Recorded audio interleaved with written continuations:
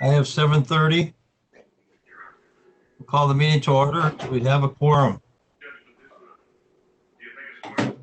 Yes. All right. We'll do the Pledge of Allegiance now. Please join me.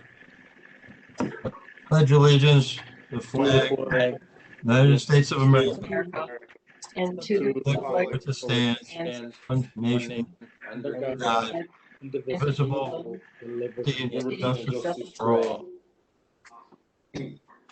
Reggie, you want to do the roll call, please? Yes. Supervisor Grady, Here. Rose, Here. Gentz, Here. Celebrate, Here. Kubicki, Here. Rodriguez. Here. O'Day. Here. Clerk, Here. Ron Frederick.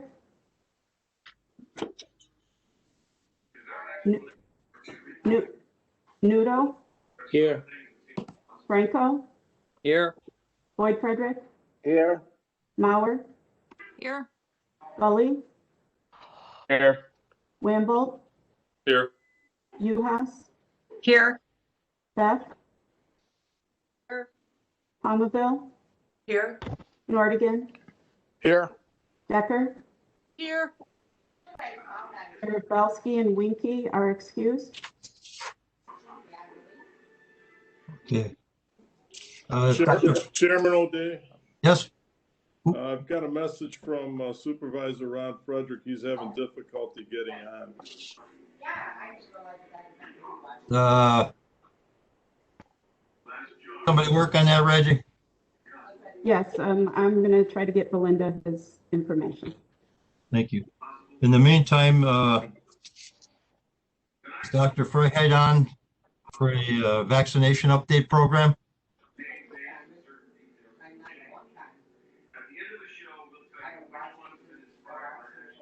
I'm getting.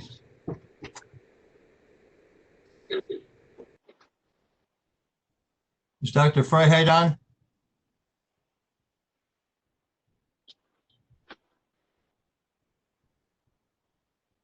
I see her on.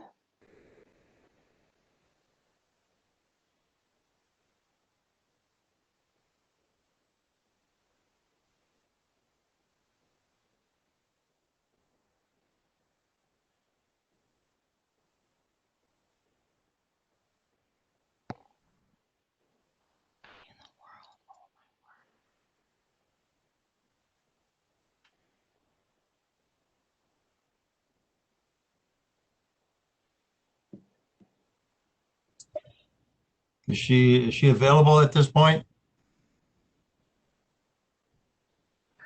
I'm here. It's not allowing me to mute or unmute. Somebody else is unmuting me finally. So thank you.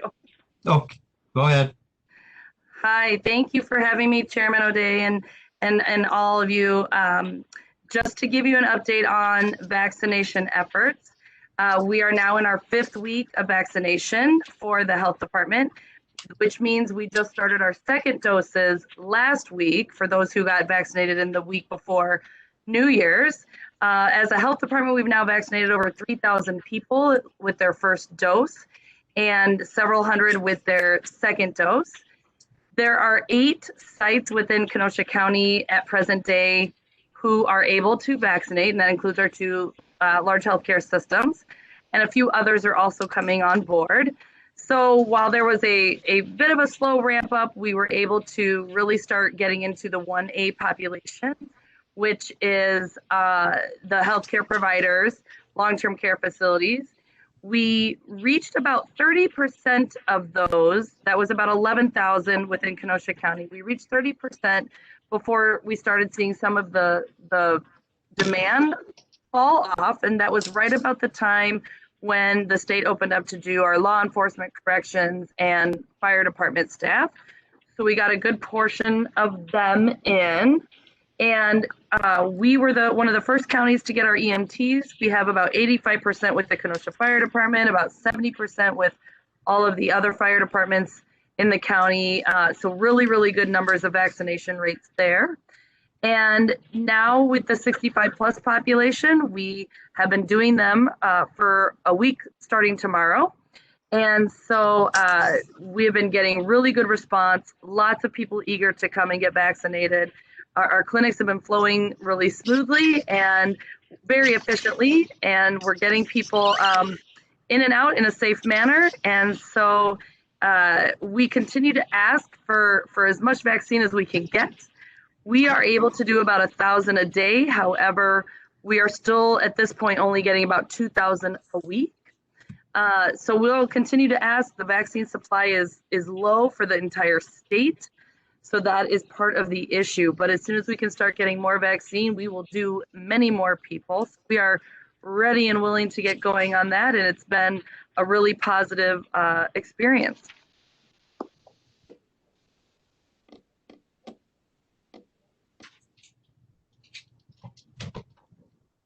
Anything else? Chairman O'Day, I have some questions, if you're opening it for questions. This is Supervisor Yeah. Tucker. Dr. Fryer, are you finished with your presentation? Yep, thank you. Okay, hold on now. Go ahead. Supervisor Decker. Thank you. Through the chair to Dr. Freiheit. So I'm just verifying that we are getting 1,000 doses a week, but we're getting 2,000 a week, but we're able to do 1,000 a day. We could, with the staffing model that we have prepared and the space and the materials and resources we have, we could potentially get up to 1,000 a day at this point, and potentially more in the future. It's just a matter of the state is only sending us, this week they sent us 2,000, last week was 1,900. So around 2,000 each week. And I'm assuming you're asking for more, they're just not. Oh, giving. absolutely. Oh, absolutely. So I was just on the county website with the sign up genius, and I see that you did increase the number of people from 18 every 15 minutes to 30. Is that part of your ramp up? I'm sorry, what? So I went to the county website actually during the human services meeting earlier because I don't know, I just did. And the sign up genius part, during the human services meeting, there were actually slots available and now there aren't. But I had noticed that on a couple days ago I had logged on, and for the 3rd, which is tomorrow, there were 18 slots available, which were the maximum. Now they're up to 30. Is that because I see. more doses, or you're also able to handle more, or both, or a combination? Correct. So we have, today was the first day, for example, that we ran a Tuesday clinic, and we wanted to see what kind of numbers, and we had relatively low throughput today. So that allowed us to be able to add more onto tomorrow and Friday. So that's the reason why you saw that increase. Low what? I'm sorry? Throughput, just the amount of people that we had coming through today. It was our first Tuesday clinic. So people in the community have been used to us just running on Wednesdays and Fridays. Okay. And are you only, because there's 7 days a week, are you only running 3 days because that's the supply you're getting? Correct. Okay. And what, I'm going to come back to the sign up genius because I had questions when I had logged on and it was full a couple days ago, but what is Kenosha County's goal for the number or percentage of people vaccinated throughout the entire county? Correct. So our herd immunity goal is 75%. Obviously 80% is even better, but at 75%, that's 127,500 Kenosha County residents that we want to get vaccinated as quickly as possible so that we can reach that herd immunity and start to get some normalcy back to life. And when do you hope or project that you'll be able to get that number or close to it? My hope is totally different than what my hope is by summertime, right? Okay. It all depends on the federal supply that's coming into the state, and that's impossible to predict right now. So we are ready, and we are ready to ramp up and make that happen faster. It just is all hinging on that vaccine supply. Okay, and I've read articles where the state has allotted numbers, but they're not asking for their allotted numbers. They're getting less than what they're allotted. Is that part of the problem? I don't know what the national algorithm is for why Wisconsin's not getting the amount that we're asking for.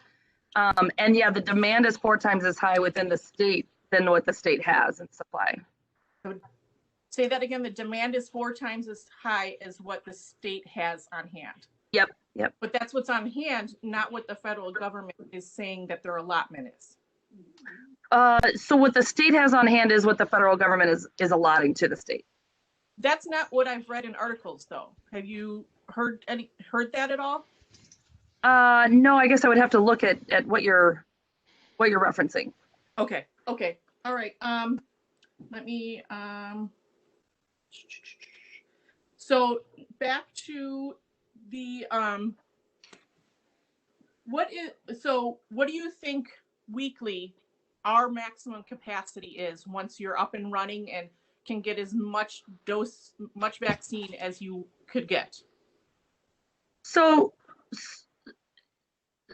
just as a health department, which we're only one of the vaccinators, we are preparing for clinics the size of 2,700 people per day. Okay. And certainly once we test that throughput and the demand, we could certainly adjust to higher depending upon space and resource limitations and staffing limitations. So that's the level we're shooting for, is 2,700 a day.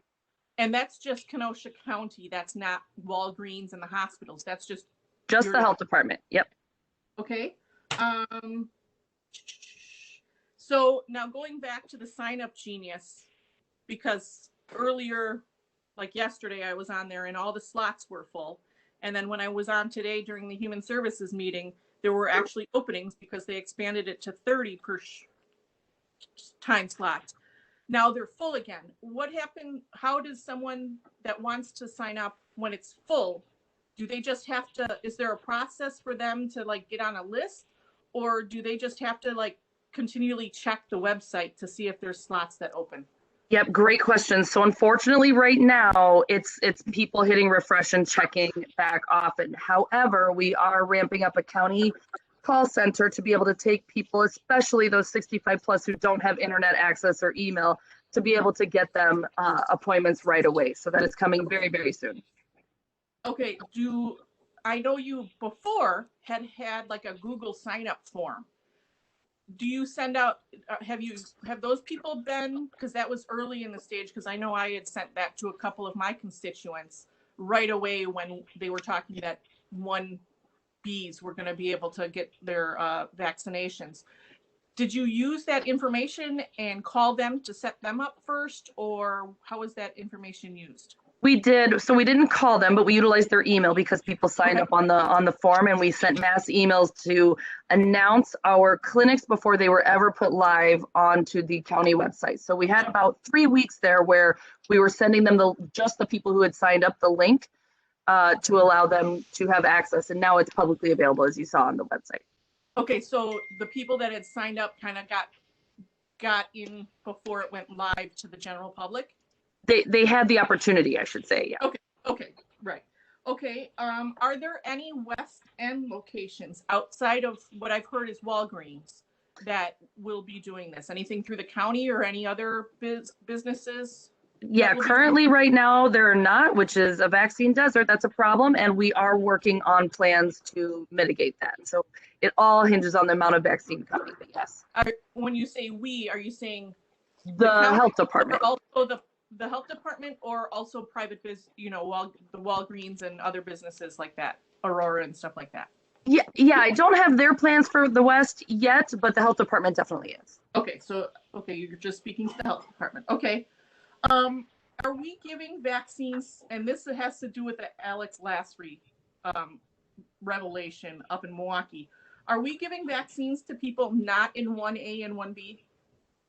So there inevitably will be people that slip through because, for example, we are not checking credentials. So if somebody says, hey, I'm a nurse, or I'm a healthcare worker, we are taking their word for that, that they have signed up as a 1A participant, and that they are who they say they are. So inevitably, I'm sure that some are slipping through, but that is where, we are making sure to the best of our ability that we are hitting those priority populations. Okay. So we're not verifying if they're 1A or 1B. If they sign up and they're not, we're giving them vaccines anyway? Correct. Okay. And then let's see.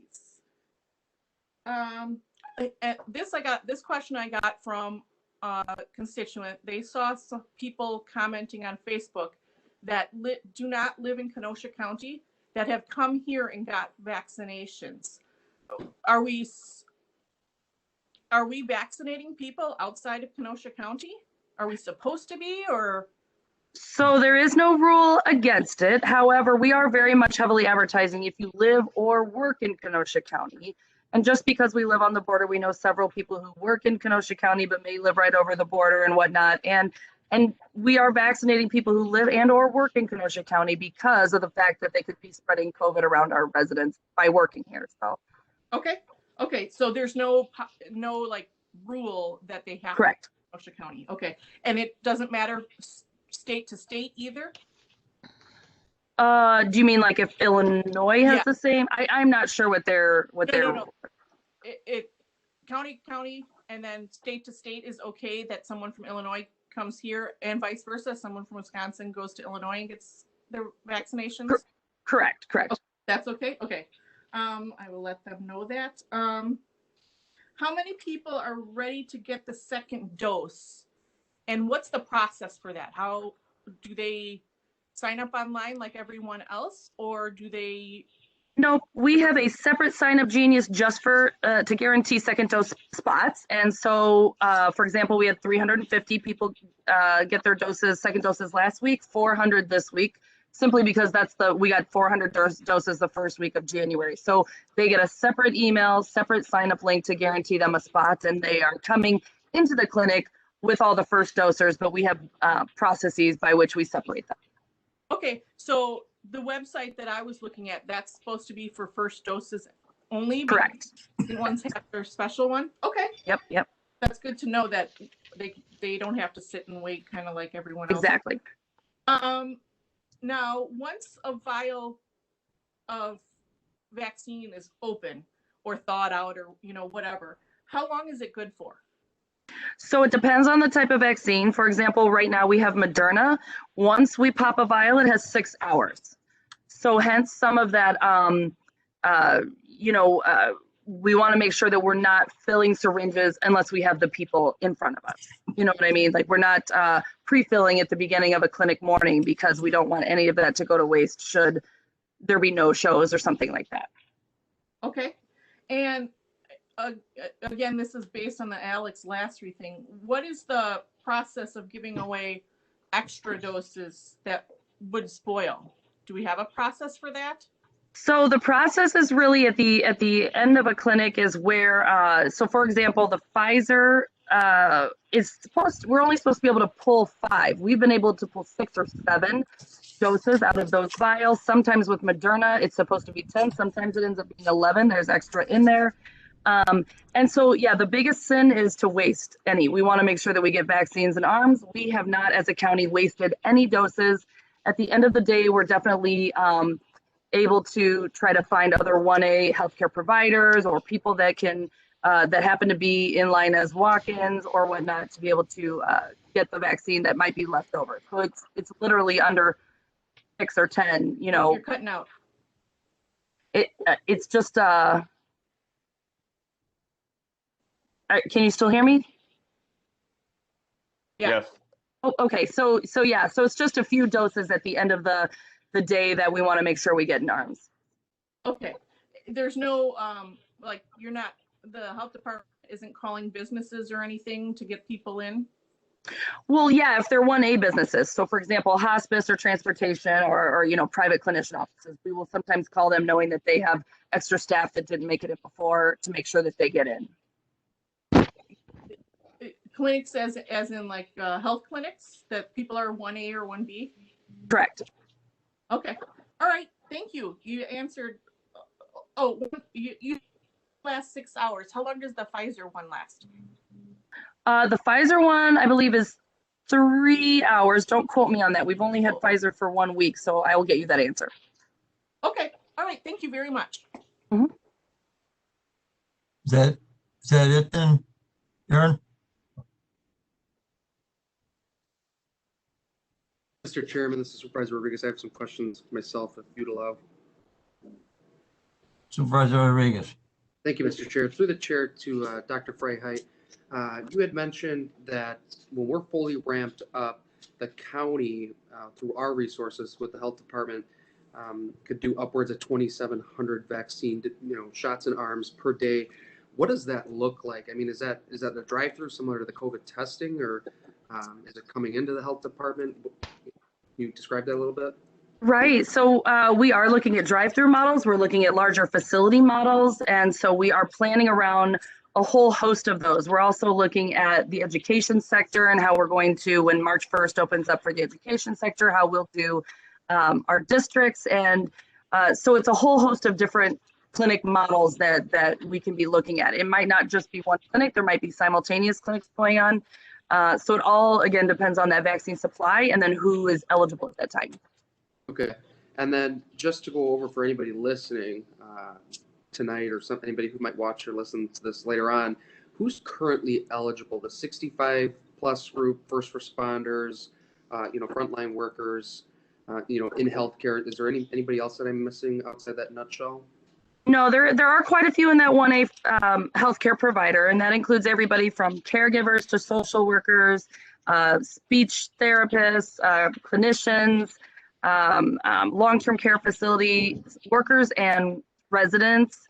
And then the law enforcement, corrections, and fire department were added from the 1B category, and the 65 plus, which was technically 1C and 1B in the original plan. So those are all the ones that are able to get vaccine right now. Okay. And you mentioned a vaccine desert. So if I'm remembering correctly from last night in our Public Works meeting, Ray was telling us that he had worked with your team to kind of put in plan, so hopefully put in motion down the road, vaccine distribution sites. Is that your understanding as well, or was I lost? Yep. Okay. Nope, absolutely. We've been working with all the county partners, and everybody's been amazing at helping jump into the game and help us figure all of that out. Okay. And then moving back towards the west end, so through the chair, either to Dr. Freiheit or even to any of my colleagues who represent the west end, forgive me, but I'm not sure I could name a hospital out, past the interstate. So, what are the facilities out there that are distributing the vaccine out there on the west end for our residents out there? So as of right now, not much. However, we're also working with the Kenosha Community Health Center, or FQHC, as they have a mobile van. So that's part of the planning as well, too, to ensure that we can get the mobile van around to parts of the community. The Kenosha Community Health Center just got approved last week to be a vaccine provider. So they have not received any vaccine yet. So that will be coming in the future as well. Okay. And then you mentioned that we had 6 hours for Moderna, and you said you believe 3 hours for the Pfizer vaccine. Is this a vaccine that once taken out of cold storage can go back into cold storage, or no? Once it's out, it has to be used. So once the vaccine vial has been opened, it cannot go back in. But if it's, let's say, Moderna has been taken out of the freezer, it can, after a period of time, or not longer than a period of time, can go back into the refrigerator. And then they all have different time frames. 6 months can be in the freezer, 30 days within the refrigerator. We're going through all vaccines by, Friday, close of business. So on the weekends, we have nothing left in storage in either freezer or refrigerator anyway. But yeah, it can last that long. Okay. And then Jen, or Dr. Freiheit, excuse me, I'm not sure if you can answer this. This might be a question through the chair to Corp Counsel. But you noted, Dr. Freiheit, that we're essentially using the trust system, the honor system, for those who claim to be parts of the different categories set by the states. Is there something, an ordinance we could pass that there would be repercussions for those who falsify their credentials, so to speak, because I know we've seen that in the news. You know, in New York, there was like a cyclist or something, like a group fitness instructor who said she was a teacher. You know, and there was a lot of backlash for that because, you know, I can only speak for myself, but I think my colleagues in most of the community would agree that, you know, those frontline workers, those who are most at risk for either transmission or, you know, they're, you know, falling ill to COVID, that, you know, they should get that first. So is that something we can do? I think that's probably a question through the chair to Corp Counsel, if you could answer that for me.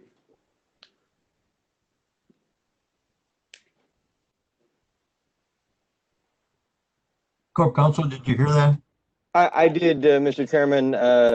Supervisor Rodriguez, it's something I would have to explore. It's certainly not a thought that had occurred to me prior to this evening. There'd be some very interesting aspects, I think, in terms of trying to determine what sort of proof would be needed, et cetera. But I can certainly make a note and see whether that's something that might be feasible. Okay. And then I think that's it. That's all I have. So thank you, Corp Counsel, and thank you, Dr. Freiheit. Thank you. Any other questions of Dr. Freiheit? Actually have one more, Go ahead. It's Aaron Decker. Supervisor Decker. Thank you. This made me, Supervisor Rodriguez's comment made me think this. Have you contacted any of the churches? Of them, mine included, have large, you know, areas where they could set up clinics? Yeah, so we are beginning planning for that. No, we have not contacted them yet, simply again because of the vaccine supply issue. But we are working on how can we, A, work through the churches to get people signed up for appointments, especially those that don't have internet or email access. And then B, how can we work through a mobile vaccination clinic to do on-site things? So those are all in the planning and in the works. We're especially looking at the equity issues. And how we can get the most vulnerable populations, our undocumented residents, our people of color, and those who, quite honestly, have trust in government issues, and how we can increase the efficacy and the lower the vaccine hesitancy there. So, lots of different plans in the works for that. Okay, thank you so much. Thank you. Any other questions of Dr. Freiheit? Hearing none, we're going to move on to citizens' comments. Are there any citizens' comments? I have Angela waiting. Reggie, Yes, there's one commenter. there's two comments, and IT has Angela Cunningham waiting to speak. Okay. Anyone that's registered to speak has an opportunity to speak for 5 minutes, providing their name and address for the record. To refrain from using any vulgar or profane language, avoid any attacks, threats, or comments directed at individuals. Under the Open Meetings Law, according to the Corporation Council, the board cannot respond directly to any comments made or asked not to request that we do so. Failure to follow these guidelines may result in being cut off. Citizens can now comment. Who do you have first? Good evening. My name is Angela Cunningham. I reside at 4040 Washington Road, Apartment 208 in Kenosha. I am a candidate for Kenosha County Circuit Court Judge Branch 6, and I'm here today just to introduce myself to you and my campaign to you. I am a defense attorney and guardian ad litem with my own practice here in Kenosha. I grew up in Western Kenosha County. I am a proud graduate of Wilmot Union High School. My family and I moved to Trevor, Wisconsin when I was just 12 years old, where we helped build our first home through Habitat for Humanity. After high school, I went away to college and became pregnant with my son after my first year.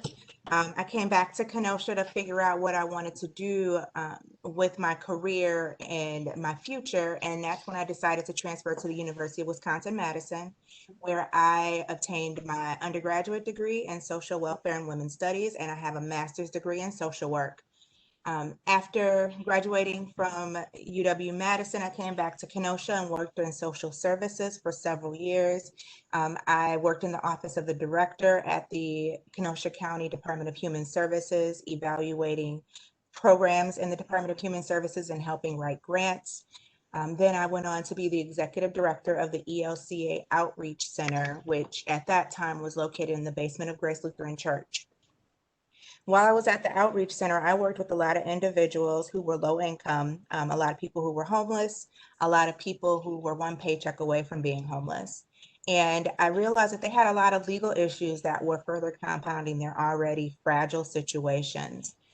So it was at that time that I decided that I wanted to go to law school so that I could come back to our community and help provide legal services and help to people who otherwise couldn't afford to hire an attorney. By this time, my son was about 10 years old. I applied to Northwestern University. They were trying out a 2-year accelerated JD program. I was accepted into the program, and so I picked my son up and we moved to downtown Chicago so I could complete my law degree. After law school, I came back to Kenosha and did exactly what I set off to law school to do.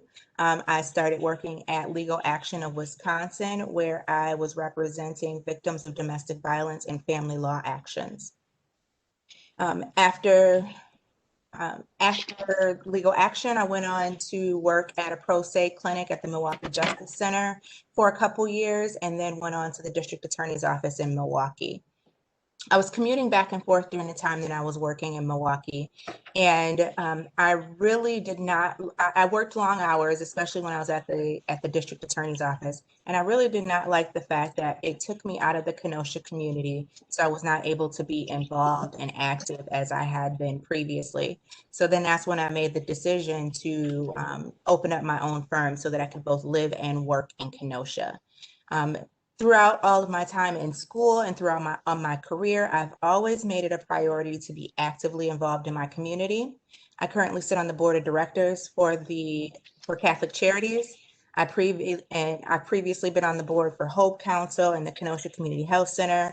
I also participate in a number of coalitions and community organizations because I'm always striving to make my community better. So now I'm running for judge because I want to use my breadth of personal and professional experiences, both as a single mom who's had to struggle and had times where I've had to figure out how to get from one paycheck to the next paycheck, but also my professional experiences, both working in social services and in various areas of the law to ensure justice for all in Kenosha. Also, if elected judge, I would make history as the first Black judge to sit on the bench in Kenosha. Election time is now. You can request your absentee ballot. If you haven't done so already, you have until February 11th to request that. In-person early voting started today and goes through till next Friday. And of course, election day for the primary is on February 16th. I invite everyone to visit my website at voteforcunningham.com to learn more about me and my background.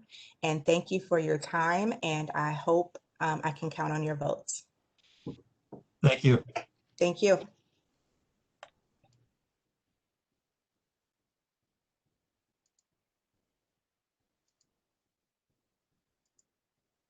Who do we have next?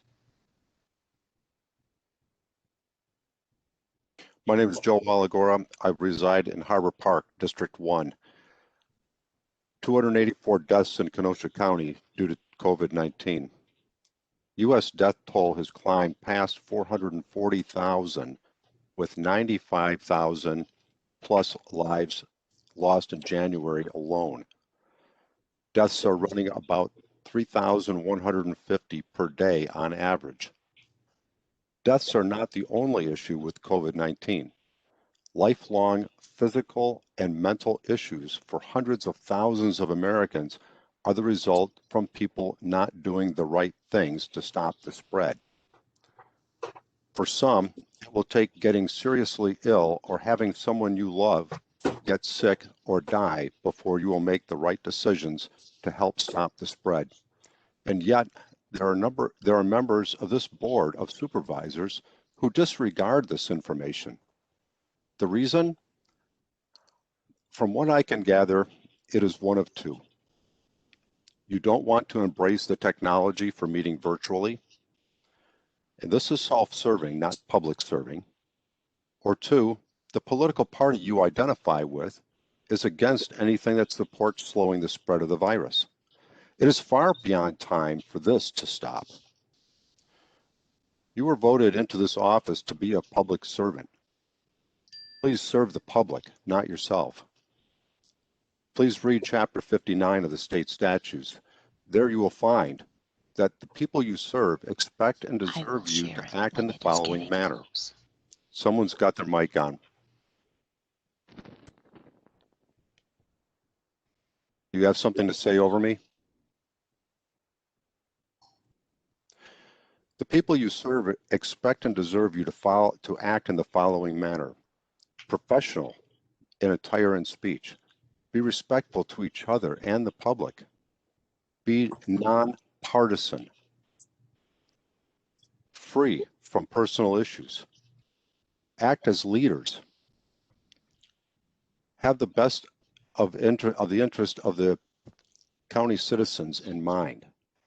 If you're planning to support meeting in person, please consider the following.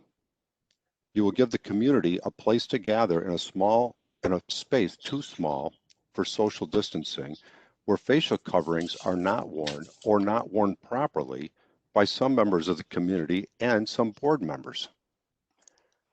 You will force non-board members who serve the county board to risk being exposed to the disease without the ability to say no.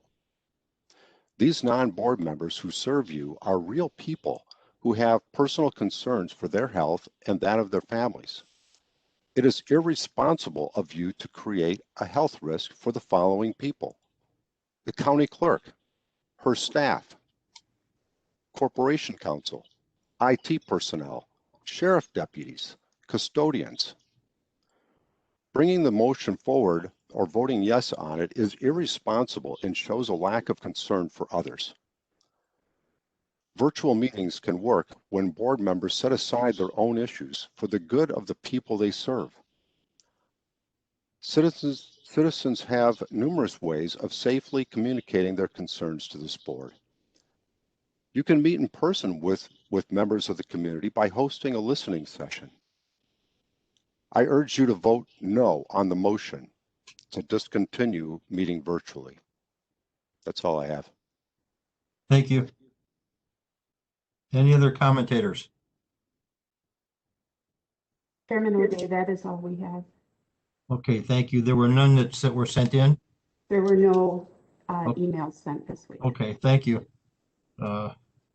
I don't have any announcements myself, but I would like to turn the mic over to Mark Nordigan at this time. Mark, are you there?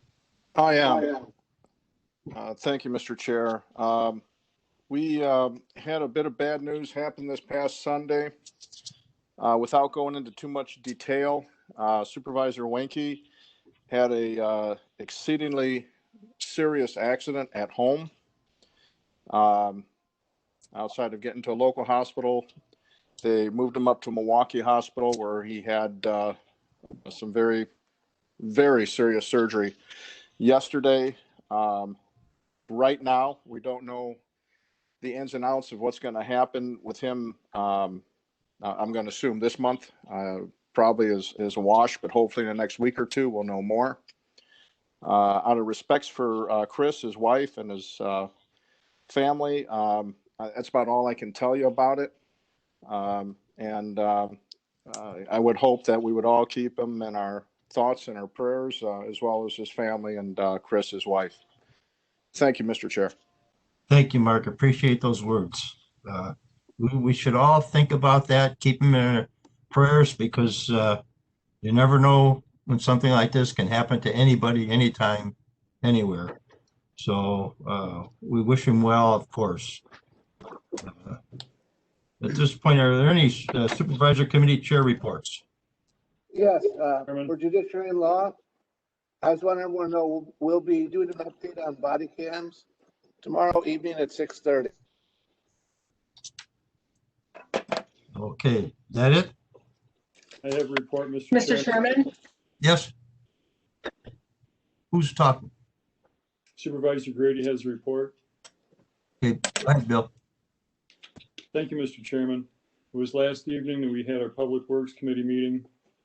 Quite a list of things to go through.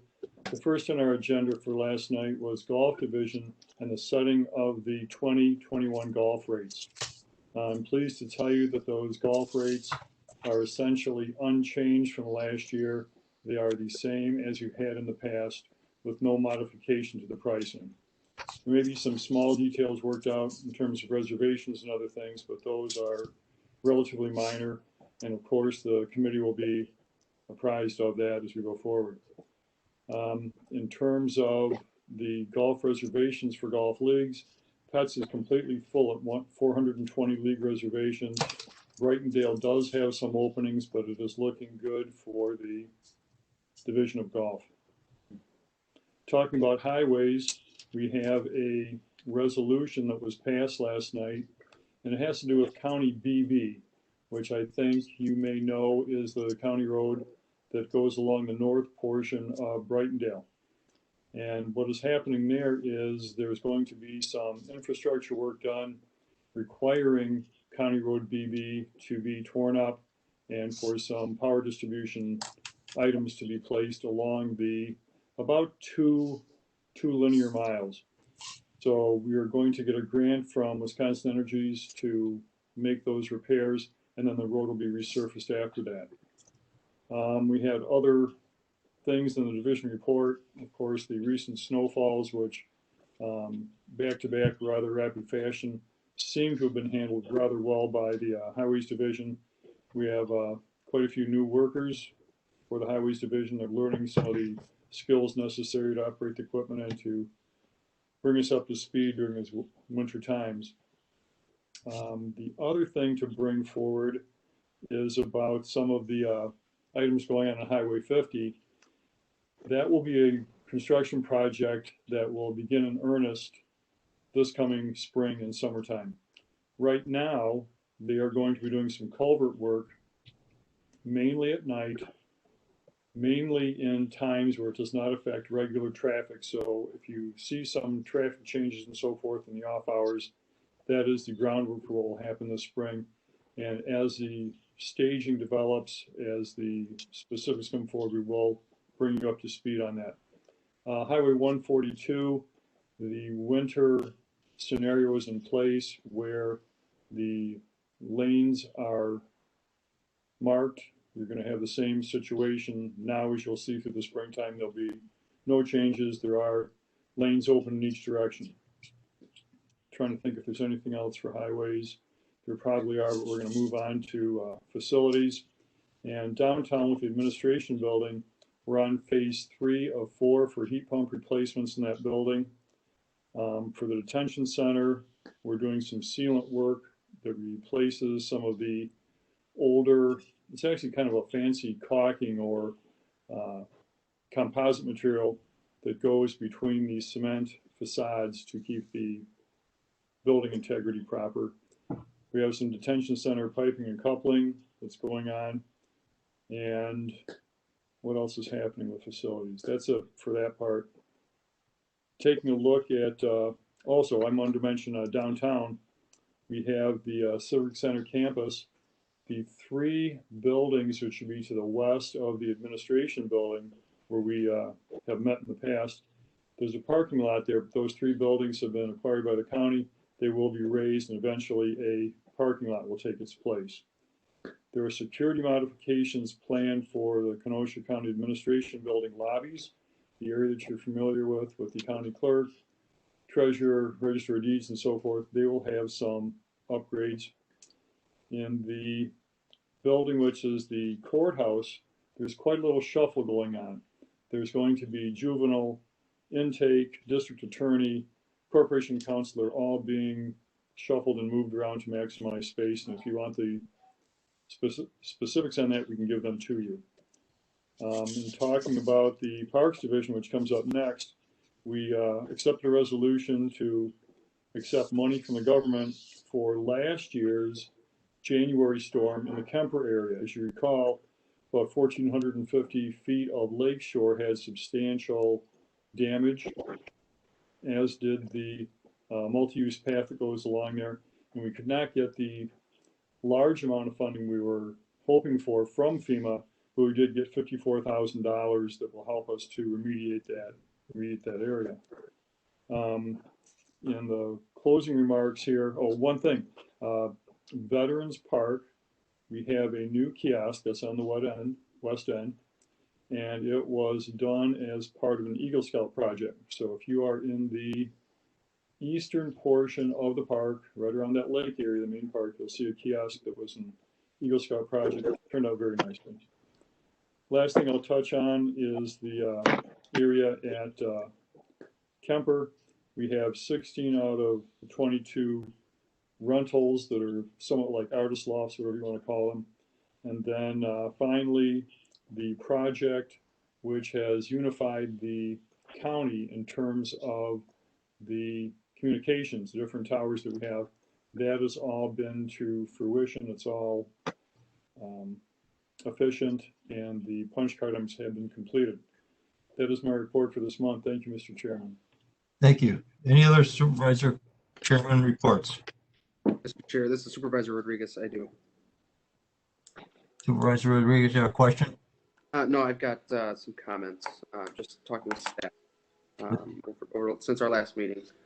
So thank you, Chair. I just wanted to touch again on the downtown campus. I had the opportunity to speak with Mike Schrant, our facilities director, and asked him when the boards will be removed from the buildings downtown because of the quite extensive damage. He noted that they're currently going through the bid process or very early stages of that. And he's hoping to have those boards down and windows replaced early summer, late spring is his hope. However, there is a national glass shortage, is what he told me, and he's not sure. So hopefully sooner rather than later, we can join most of the downtown businesses who have taken their boards down. And then lastly, I want to thank K-Tech School here in Kenosha, both of their campuses, for allowing me the opportunity to speak with their 8th grade social studies students via Zoom, a little bit about what we do here at the county level and how they can get involved. And just want to shout out Mr. Ward and Ms. Goins, especially so for setting that up. I appreciate that. So that's all I have, Mr. Chair. Thank you. Chairman O'Day. Yes. Supervisor Kubicki. Supervisor Kubicki. I'd just like to make one small clarification to Supervisor Grady's report. It's 16 of 20 art studios are rented, not 22. 16 of 20. That's pretty good. That's a pretty good number. That's a real good number. Very good. Thank you for that. Thank you. Any other reports? Yeah, Chairman O'Day. Mr. Chairman, Supervisor Uhas. Supervisor Uhas. Thank you, Mr. Chairman. The Pringle Nature Center Board of Directors met for its quarterly meeting on Wednesday, January 20th via Zoom. I wanted to take this opportunity to share information that was discussed and presented at this meeting. The Pringle Nature Center has submitted for a grant regarding eco-caching, and we're in the process of submitting for a Bird City grant. Also, Uline has become a corporate sponsor, and we have been given $25,000 in a shopping opportunity to pick out items from the Uline catalog. The board of directors and the naturalists are in the process of reviewing items for the Nature Center. As you can imagine, with all the snow we've been experiencing, the snowshoe rental is going very well. Regarding memberships, we currently have 111 memberships, and some memberships have renewed to an increased level of their membership, as well as an increase in memberships overall. Membership benefits include waived or reduced rates on most public programs, as well as free snowshoe and GPS unit rentals as available, 25% off summer camps for children, 25% off children's birthday parties, and then you also receive a seasonal newsletter and event updates. Membership levels for individuals are $20, families $35, a prairie is $50, wetland $100, savanna $250, and a lifetime is $500. Work will continue removing buckthorn, multiflora rose, honeysuckle, and box elder on Saturday, March 27th. The work will include continuing to clear the area behind the building and expand onto the Yellow Trail. Some upcoming events. Today started the Groundhog Day celebration. As we all know, we're going to have 6 more weeks of winter. So this year, participants can celebrate in Groundhog Day virtually, starting on February 2nd. Through the 8th of February, our program will include a special Groundhog Day story time with Miss Tracy, Groundhog Craft, and an appearance by Pringle's own procrastinator, Bristol Bob. Participants will also be able to walk the Groundhog Trail in Bristol Woods. There is a fee for this. It's $5 for the general public, and for the Friends of Pringle, $3.75. On February 13th, there's a Valentine's candlelight hike from, you could do it at 6:30, 7, or 7:30. The cost is $6 for the general public, and Friends of Pringle is $4.50. This event is almost sold out. And then also through the end of the month, there is a winter animal scavenger hunt. Several animals have been spotted wandering around Bristol Woods County Park. Can you help find all 8 of them and track them on the trails? You could use the Nature Center app, or you could go to the website. One lucky winner who posts a photo of their adventure will win a coupon for $20 towards a Pringle Nature Center program, rental, or special event. Again, I'd like to remind everyone that the Pringle Nature Center is a regional resource where people of all ages can experience nature, environmental education, conservation, and stewardship, and in doing so, be inspired to become responsible stewards of the environment. We do this by putting people in touch with nature. Thank you, Mr. Chairman. Thank you. Supervisor Byrd. All right, thank you. Business real quick. We had Human Services Committee meeting today. You already heard what Dr. Freiheit had to say in terms of her updates. We had a Kenosha County Equity Efforts update from Supervisor Gully, and most of you, if not all of you, should have an invite for tomorrow's meeting.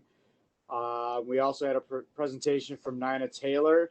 One of the biggest takeaways from that is that there will be an ending. There was an EBT increase of 15% for food and whatnot. That's going to end, I think, June 2021. She will email us so that we can inform our constituents of when that deadline is, so that they, if they see a change in their EBT dollar amount, they know why. She also expressed United Way does a VITA. I don't know offhand what VITA stands for, VITA, but they are doing tax returns for individuals that make up to $57,000 a year. Also, I had presented a couple weeks ago, or informed you guys, that I did a freezing for a reason for Grace Welcome Center. We did raise over 8,000 pounds of perishables. We raised over $11,000 for the roof repair, which will also roll into any leftovers will go into the Welcome Center. And to Supervisor Uhas, or Vice Chair Uhas, that was Punxsutawney Phil that saw his shadow for 6 more weeks, but Jimmy, the groundhog from Wisconsin, Sun Prairie, did see his shadow, so we should have a early spring. So I'm done. Thank you. Any other supervisor comments or reports? Seeing none, we'll go to old business. Old business, ordinance 27, second reading to required. From the Public Works Facilities Committee, an ordinance to enact a 4-way stop at the intersection of County Trunk Highway K and County Trunk Highway B in the town of Brighton and the village of Paddock Lake. From Public Works and Facilities Committee, Grady, I, Franco, I, Belsky, I, Palmaville, I, Rodriguez, I, Nudo excused. Supervisor Grady. Move the resolution. I have a motion by Supervisor Grady, a second by Supervisor Franco. Supervisor Grady. Thank you, Mr. Chairman. As you may know, this is the corner of essentially 60th Street, which is County K, and County Highway Trunk B in the town of Brighton and village of Paddock Lake. This has rather poor sight lines. If you've been out in the area, you can see with the elevation, topography, and so forth, that it is ripe for accidents. There have been accidents in the area, and we would prefer that this area be made more safer. So after doing the appropriate amount of study, review, it passed our committee. We'd ask your approval this evening. Any discussion? Chairman O'Day, this is Supervisor Decker. Supervisor Decker. I would just like to let everyone know I support this ordinance. I have had numerous contacts over the years about this intersection, about many accidents and many near misses. I've had a near miss there, and the four-way stop, I haven't heard anyone complain about it. They all are in favor of it, residents out here. Thank you. Thank you. Any other discussion? We'll take a vote on it. All those in favor, aye. Aye. Any opposed, nay? Ayes have it, so carried. Thank you. Madam Clerk. New business, ordinance, one reading, ordinance 28 from the Planning, Development, and Extension Education Committee, an ordinance regarding HCP2 LLC owner, Jeff Badke agent, requests an amendment to the adopted land use plan map for Kenosha County 2035. Map 54 of the comprehensive plan from farmland protection, general agricultural and open land, and SEC to general agricultural and open land, rural density residential, and SEC in town of Brighton. From the Planning, Development, and Extension Education Committee, Gashke, I, Rodriguez, I, Mauer, I, Beth, I, Nudo excused. Supervisor Gashke. Thank you, Mr. Chair. I move ordinance 28. I have a motion by Supervisor Gasky, a second by Supervisor Mauer. Supervisor Gashke on the motion. Thank you, Mr. Chair. We have several ordinances and a resolution all relating to this particular property. As the clerk mentioned, this is near the southwest corner of 288th Avenue and 52nd Street. This particular ordinance is just a comprehensive planned amendment, and it would allow for some changes to the comprehensive plan. The town of Brighton recommended approval, as well as our committee, and we ask for your support tonight. Thank you. Thank you. Any discussion? Seeing none.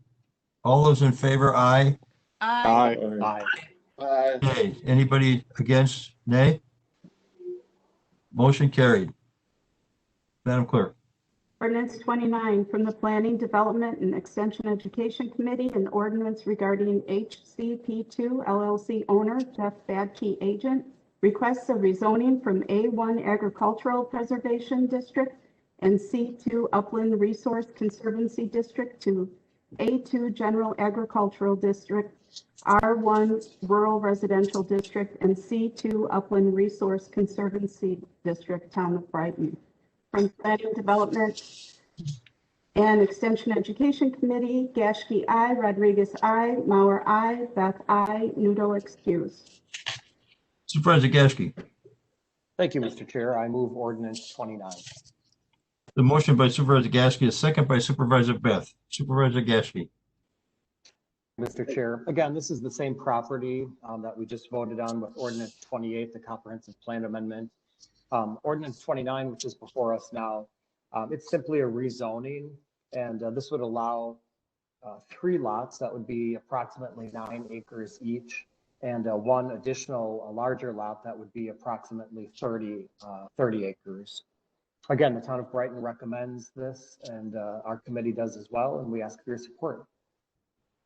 Any discussion? Hearing none. All those in favor, aye. Aye. Aye. Any nays? Ayes have it. So moved. Thank you. Madam Clerk. Ordinance 30 from the Planning, Development, and Extension Education Committee, an ordinance regarding Rose C. Santucci Trust and Caroline H. Donnelly Farm Living Trust owners, Planning, Development, and Extension Education Committee sponsor, requesting an amendment of the Shoreland District boundary, Town of Randall. From Planning, Development, and Extension Education Committee, Gashke, I, Mauer, I, Beth, I, Rodriguez, I, Nudo excused. Supervisor Gashke. Thank you, Mr. Chair. I move ordinance 30. It's been moved by Supervisor Gashke and a second by Supervisor Rodriguez. Supervisor Gashke. Thank you, Mr. Chair. Now, this particular property is different than the last 2 that we just talked about. This is located near the intersection of County Highway Z and County Highway C. And all that this is doing is rezoning a shoreline boundary. It's bringing this property into conformity with reality. All of the surrounding properties are a part of this shoreline boundary, and this small area here has not been a part of that, even though it technically should be. And so, again, this rezoning is simply bringing the current situation in line with the surrounding property. Our committee, as well as the residents in that area, support this, and we ask for your support as well. Any discussion? I have a comment, Supervisor Nordigan. Go ahead. Mark, go ahead. Mr. Chair, through to Chairman Gasky, I guess, of the Planning Committee. I think, didn't Andy say that this was more or less just a map correction? It should have always been on. It just was really just correcting a map, correct?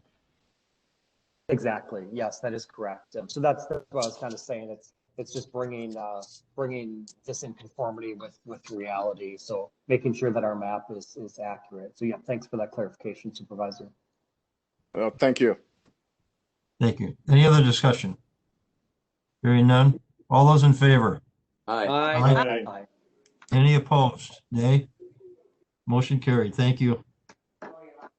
Resolution, one reading, 71, from the Planning, Development, and Extension Education Committee, a resolution regarding HCP2 LLC owner, Jeff Badke agent, requests an amendment to the adopted land use plan maps for Kenosha County 2035, map 54 of the comprehensive plan, from farmland protection, general agricultural and open land, and SEC to general agricultural and open land, rural density, residential, and SEC to the town of Brighton.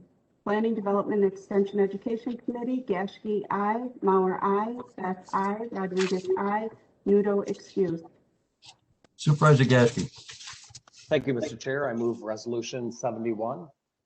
A motion by Supervisor Gasky, a second by Supervisor Mauer. Supervisor Gasky on the motion. Thank you. All right, so this is the same property that two of our ordinances referenced. It's kind of a three-part process. It's all part of the same goal. And the reason that this resolution is before us tonight, it's simply because the state of Wisconsin requires a resolution, both from our committee as well as from the full county board, a resolution and an ordinance to be able to make this type of amendment to the comprehensive plan. So again, this is in line with the other two ordinances that we discussed and voted on. The town of Brighton approved it, and we ask for your support as well. Any discussion? Hearing none. All those in favor, aye. Aye. Any nays? Motion carried. Thank you.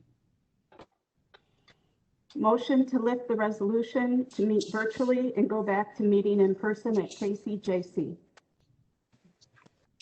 Supervisor Gens. I move the item. Second. Point of information, Mr. Chairman. Gabe Noodle. Who did the second? Terry Rose. Okay. Supervisor Noodle. Yeah, I have a question. It is my understanding that the only, first of all, who is bringing this up for reconsideration? Repeat the question. Who is bringing, which supervisor asked to bring this for reconsideration? First of all, it's not a reconsideration. It's when we created the resolution back in the beginning, it was something that was put right into that resolution that we could revisit this. So this isn't what was on the agenda before. So this is something that the resolution that we initially put out allows us to do. So it doesn't need to be reconsidered. Well, we took a vote on the last meeting, it's my understanding, maybe to Corporation Counsel through the chair. We took a vote on the last meeting, so my understanding, according to the way I read it from a couple of opinions received from Corporation Counsel, that the only ones that can bring this to be reconsidered and re-vote on it is someone from the winning side. And No. Supervisor, if I may, Mr. Chairman, Supervisor Nudo, Supervisor Gens is correct. This is not a reconsideration. The matter that was before, the matter that was voted on by the board 2 weeks ago was an amended motion to move to a hybrid form of meetings to allow people to either attend in person or to attend virtually as they preferred. That was voted on by the board. It was acted on. I believe it would be out of order to bring that before the board again without a reconsideration motion. However, the board did not vote on a motion to simply end the suspension of the rules and return to in-person meeting. Okay, which just to follow up on that, basically, so if it was a reconsideration, then a member of the winning side would have to bring that up before it could be discussed, correct? Again, this is for corporation. Supervisor Noodle, this has nothing to do with what you're asking. Yes, it is. Because No, it as far as doesn't. well, I mean, I kind of disagree, even though the corporation counsel say that. This- But my question is, if it is It is, it's not, reconsideration, if it is a reconsideration, it's would it not, have to this be- is not the same motion. It's not the same motion at all. It's totally different. Well, I kind of So disagree. I'm gonna move on, okay? Can I have I'm gonna move on to the next person. I'll come back to you. O'Day, this is Yes. Supervisor, Chairman O'Day, Supervisor. Just, there was somebody before you. Was it Ron Frederick or somebody else? Supervisor Decker. Thank you, Chairman O'Day. I'd like to amend the motion to allow a hybrid model of committee and board meetings. Those wishing to meet virtually may do so, and those wishing to meet in person may do so. This model will be in place until the end of April, when the board will decide how to proceed. I'll second that, Mr. Chairman. Terry Rose.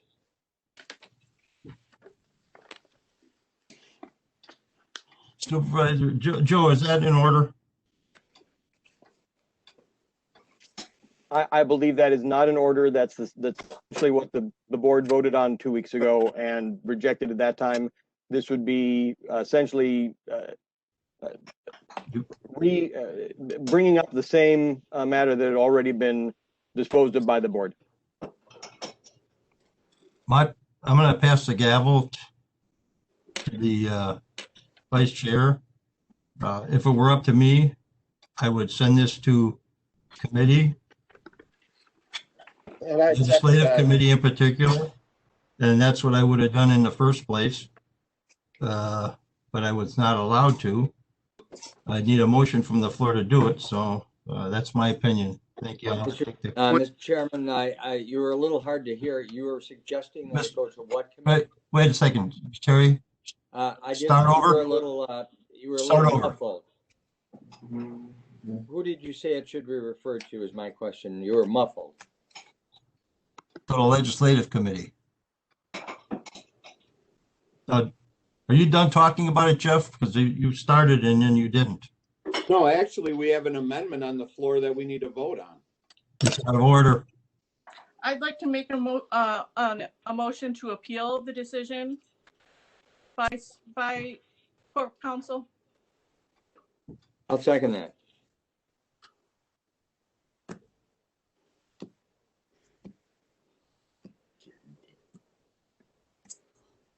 Corp Counsel? Is something like that in order? The motion to appeal the decision of the chair is in order. It has received a second. It is not debatable and would require a majority vote. Roll call. I'm going to need 1 second to get that in. 1 minute, please.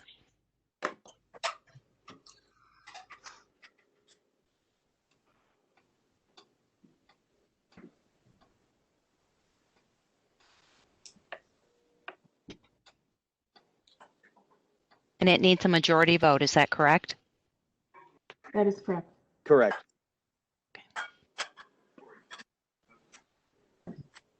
Mr. Chairman, please state what yes and no mean for everybody.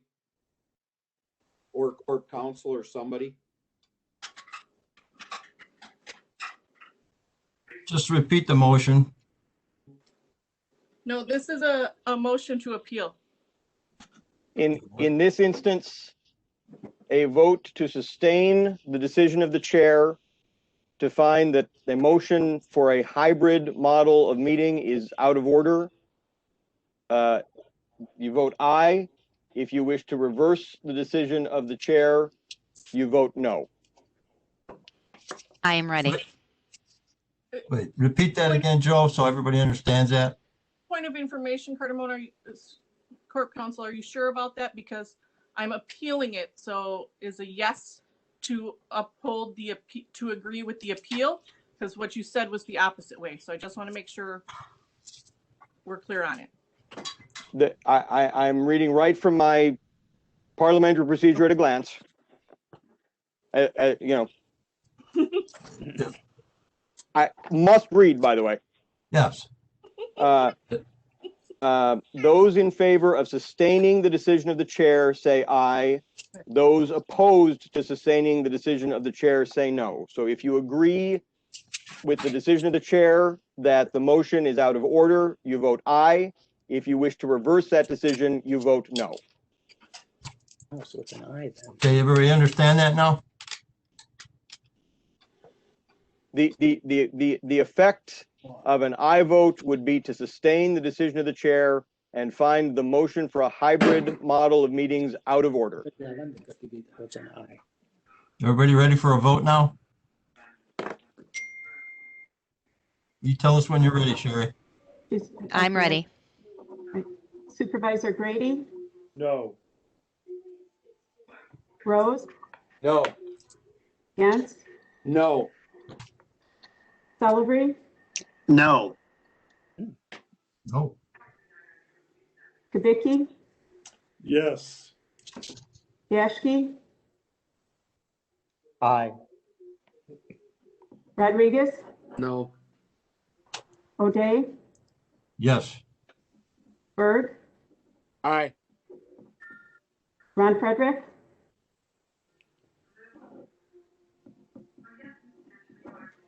He's having issues. It looks like he voted yes. he votes yes, yeah. Supervisor Frederick, Yes, yes. Nudo, No. Franco, Aye. Boyd Frederick, Aye. Mauer,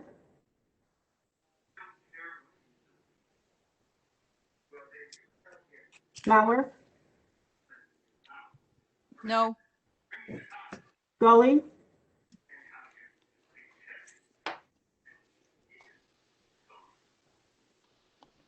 Supervisor Gully, Aye. Wamble, No. Uhas,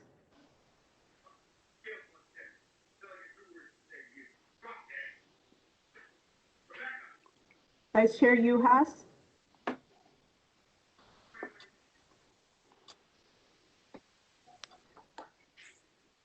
No. Beth, No. Thomasville, Aye. Nordigan, Decker, No.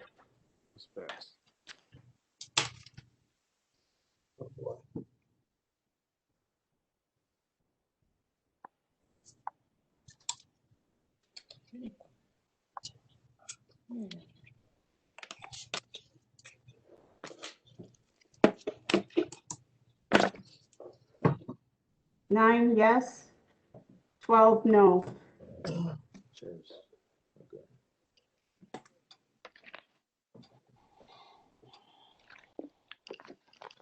So the motion to appeal the decision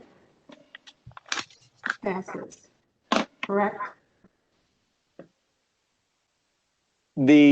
Yes, the decision of the chair is appealed and the matter is before the is able to be brought before the board.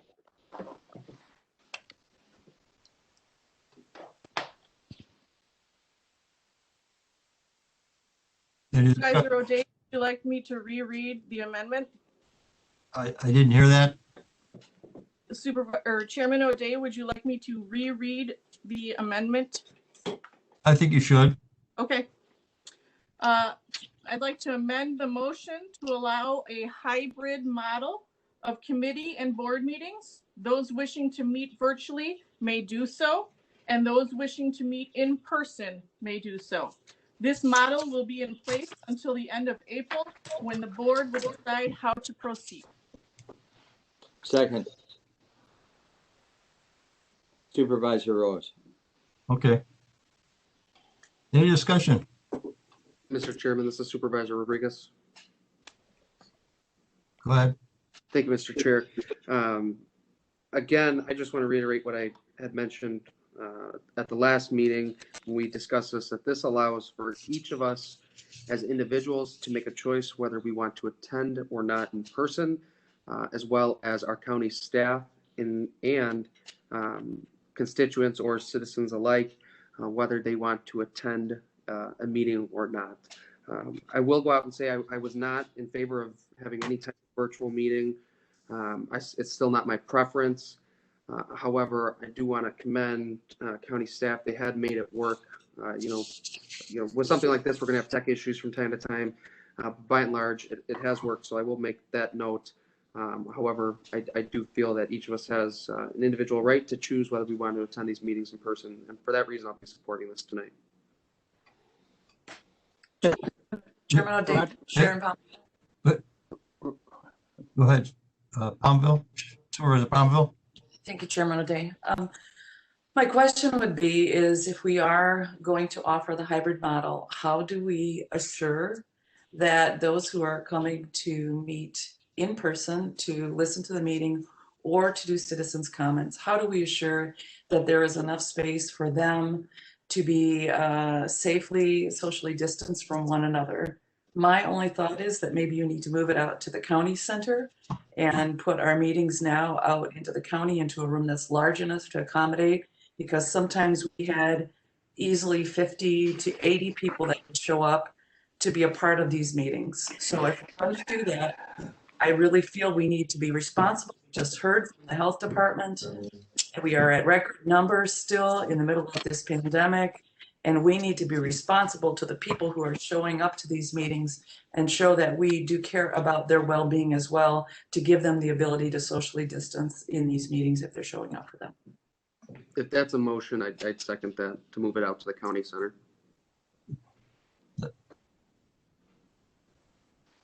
Have you finished, Supervisor Palmville? Yes, thank you. Thank you. Any other discussion? Supervisor O'Day, Chairman O'Day, Yes. Supervisor Franco. Yes, sir.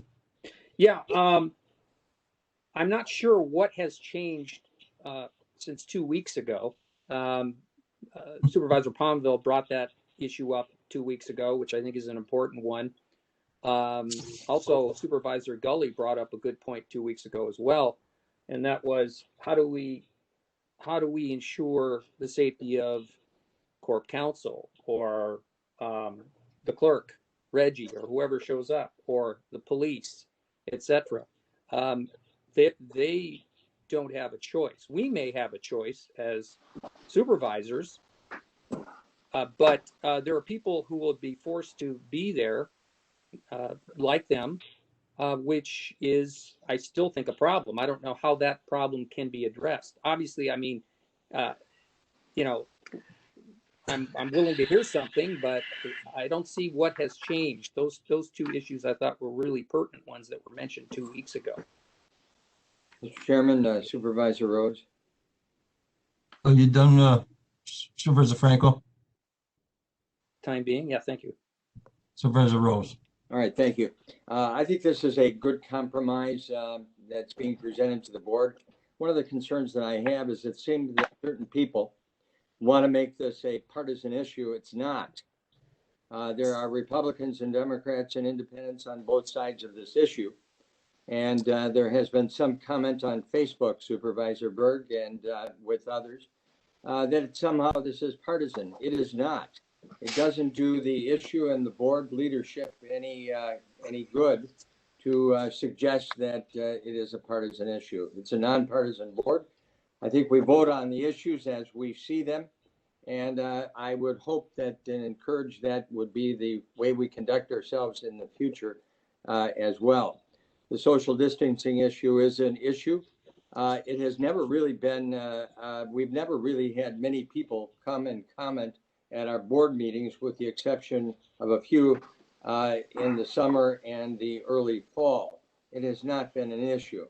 Most of the time we have none, or one or two or three, but it has not really been an issue. I think it can be easily policed wherever we locate by just the chairman setting the rule.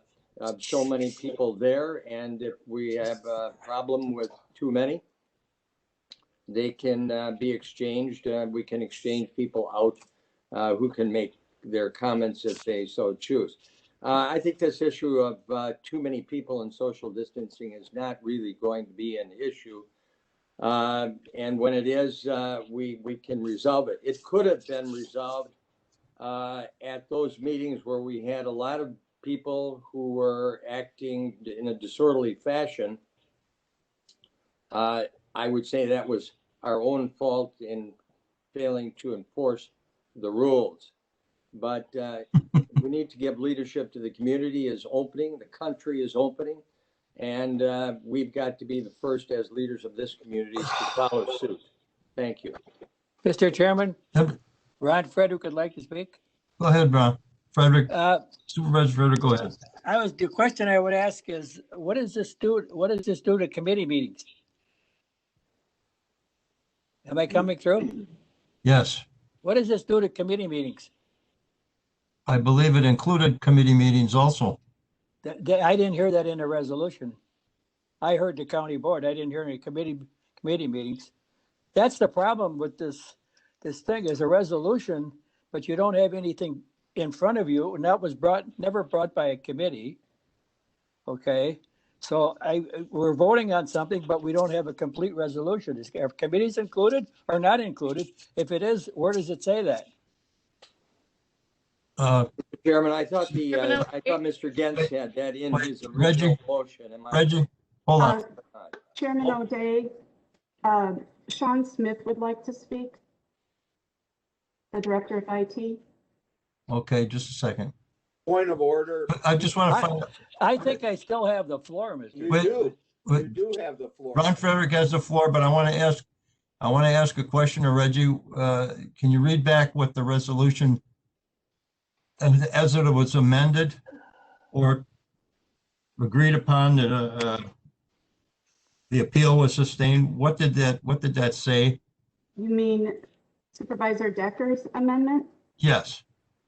I don't have the whole thing written down, but the amendment was to allow for a hybrid model for those who wanted it, to those who want to attend in person and those who want to attend virtually until the last meeting in April, I believe. Point of order, Mr. Chairman, ask her to repeat the motion, please. I can repeat it if you would like. Thank you. Read it back again. Okay, for the third time. Okay. Are you ready to read it? Yeah. To amend the motion to allow a hybrid model of committee and board meetings. Those wishing to meet virtually may do so, and those wishing to meet in person may do so. This model will be in place until the end of April, when the board will decide how to proceed. Does that answer your question, Supervisor Frederick? Yes, it does. Yes, it answers my question. I will not be voting for this motion, but if the rest of you vote for it, and if you want to. Now, those who want to, who vote for it, are they committing themselves to attending these meetings in person? Or are they going to make choices once in a while and not attend it? I mean, are you committing yourself to something? Are you going to commit to go to those meetings in person? I don't think that's part of the amendment. I'm sure it's not. My point is that if you want this, you vote for it, that's fine. I will not be there. I will be virtual. But I think that if you're going to commit to this, then you ought to commit to going to the meetings in person. But obviously I can't make you do that, but it seems to me that you want the best of both worlds. You want to have it so you can attend, and if you don't want to, you'll stay home, I guess. So I'm not going to be supporting this. I think it's a bad idea. I was fortunate enough, because I'm 88 years old, to get my first shot, and that I'll be getting my second shot on February 12th. I was also informed that even though I have the vaccine, in which I will have, and it'll go into effect about 4 weeks after my second shot, I can still pass on the virus to someone else, even though I've had the shot. The point is that you're going to go to these meetings. Some of you are going to wear masks, some of you aren't. I always wear a mask because I respect every one of you, and I respect that I don't want to give it to you. I haven't seen my grandson in 4 months because I'm afraid to give it to him. I don't have it, obviously, but I'm afraid that I might. So I think this is a bad idea. I think we're putting each other's lives in danger. I mean, how many members of this board have had it? People in this board have had it. One of whose spouse had it. And why are we doing this? I mean, this doesn't make any sense. All we have to do is wait till April, and hopefully it will feel comfortable going back then. But I would hope that we would consider each other and not just our own personal thing, and not support this motion. Please, let's not do this. Thank you. Chairman O'Day. So, just a second. Was that you, Jeff Gens? Yes, it is. Supervisor Gens, go ahead. Thank you. I would just like to respond to some of the concerns, and this motion isn't made to get people sick or to make people do things they don't want to do. It's the exact opposite. I mean, Supervisor Frederick is certainly able to do it virtually. I mean, the clerk can do it virtually. The corporation counsel can do it. We're doing it virtually now. If a sheriff's deputy has to come and stand way away from everybody, they can do that.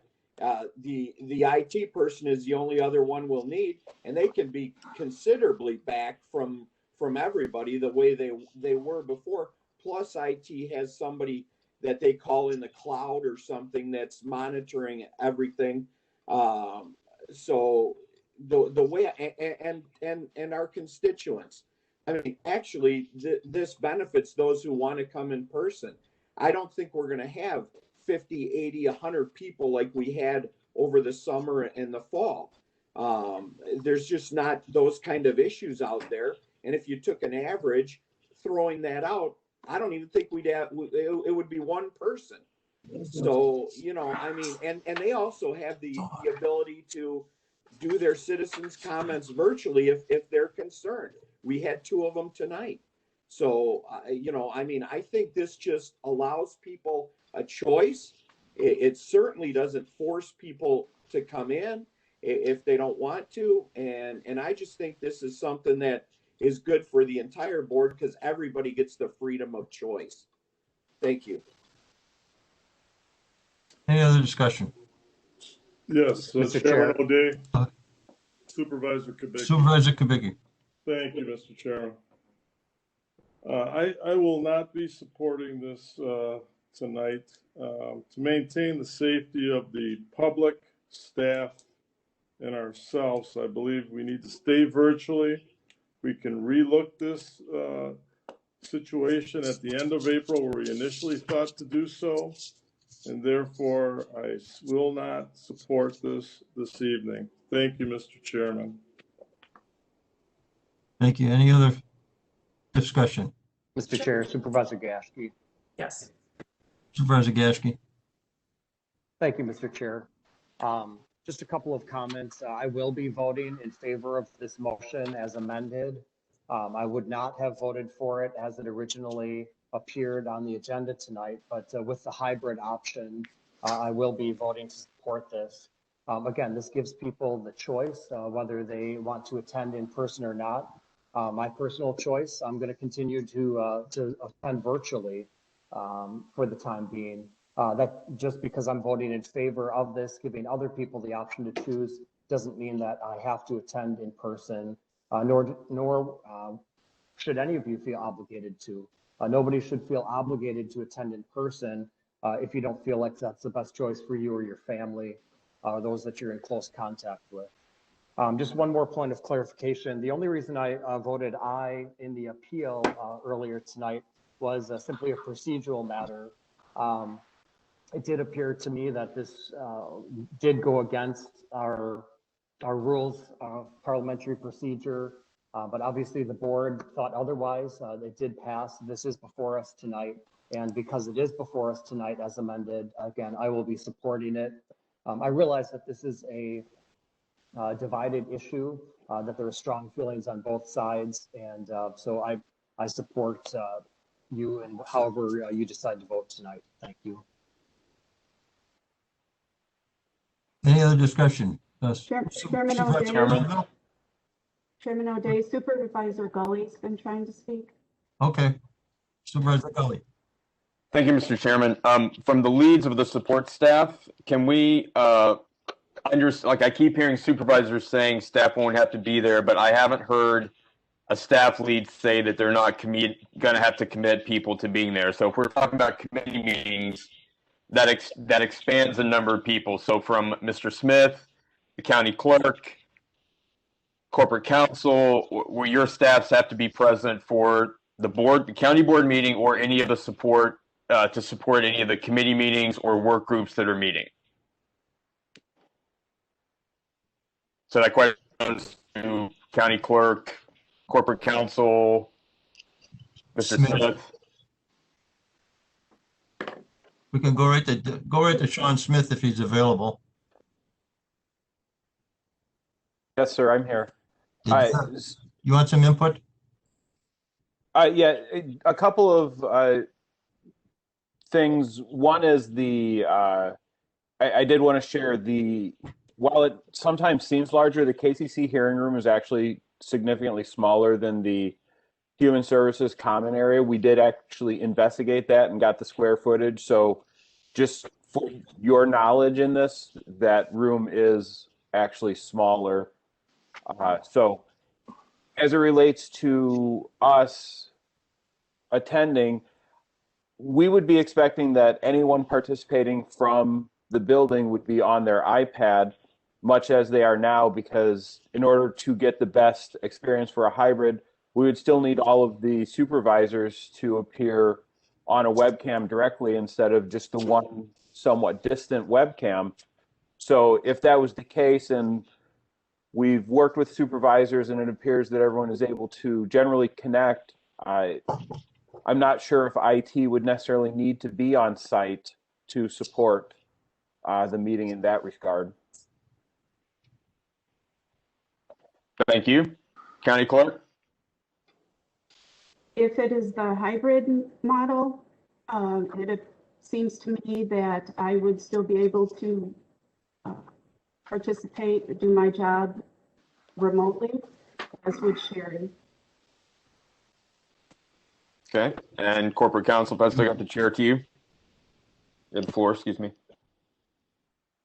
Joe, you're up next. Thank you. I guess it would probably be dependent, at least in part, on what the in-person experience is going to be like. Mr. Smith just indicated that his expectation would be that the individuals appearing in person would still be on their devices. If that's the case, then like the clerk, I probably would be able to continue to do it remotely. I think we'd have to make a determination as things move forward as to how effective the various possibilities of participation, whether it had to be in person or virtual, would be. Does that answer most of your questions, Supervisor Gully? That does, thank you. The only other comment I'll make is I do think it's a bad precedent that we've set tonight to vote on something, make a decision, and then find a way the next meeting to kind of sneak it back in. I'll stop there. Thank you. But Mr. Chairman, I have one more comment. Supervisor Frederick, go ahead. Am I on? Yes. Oh, okay.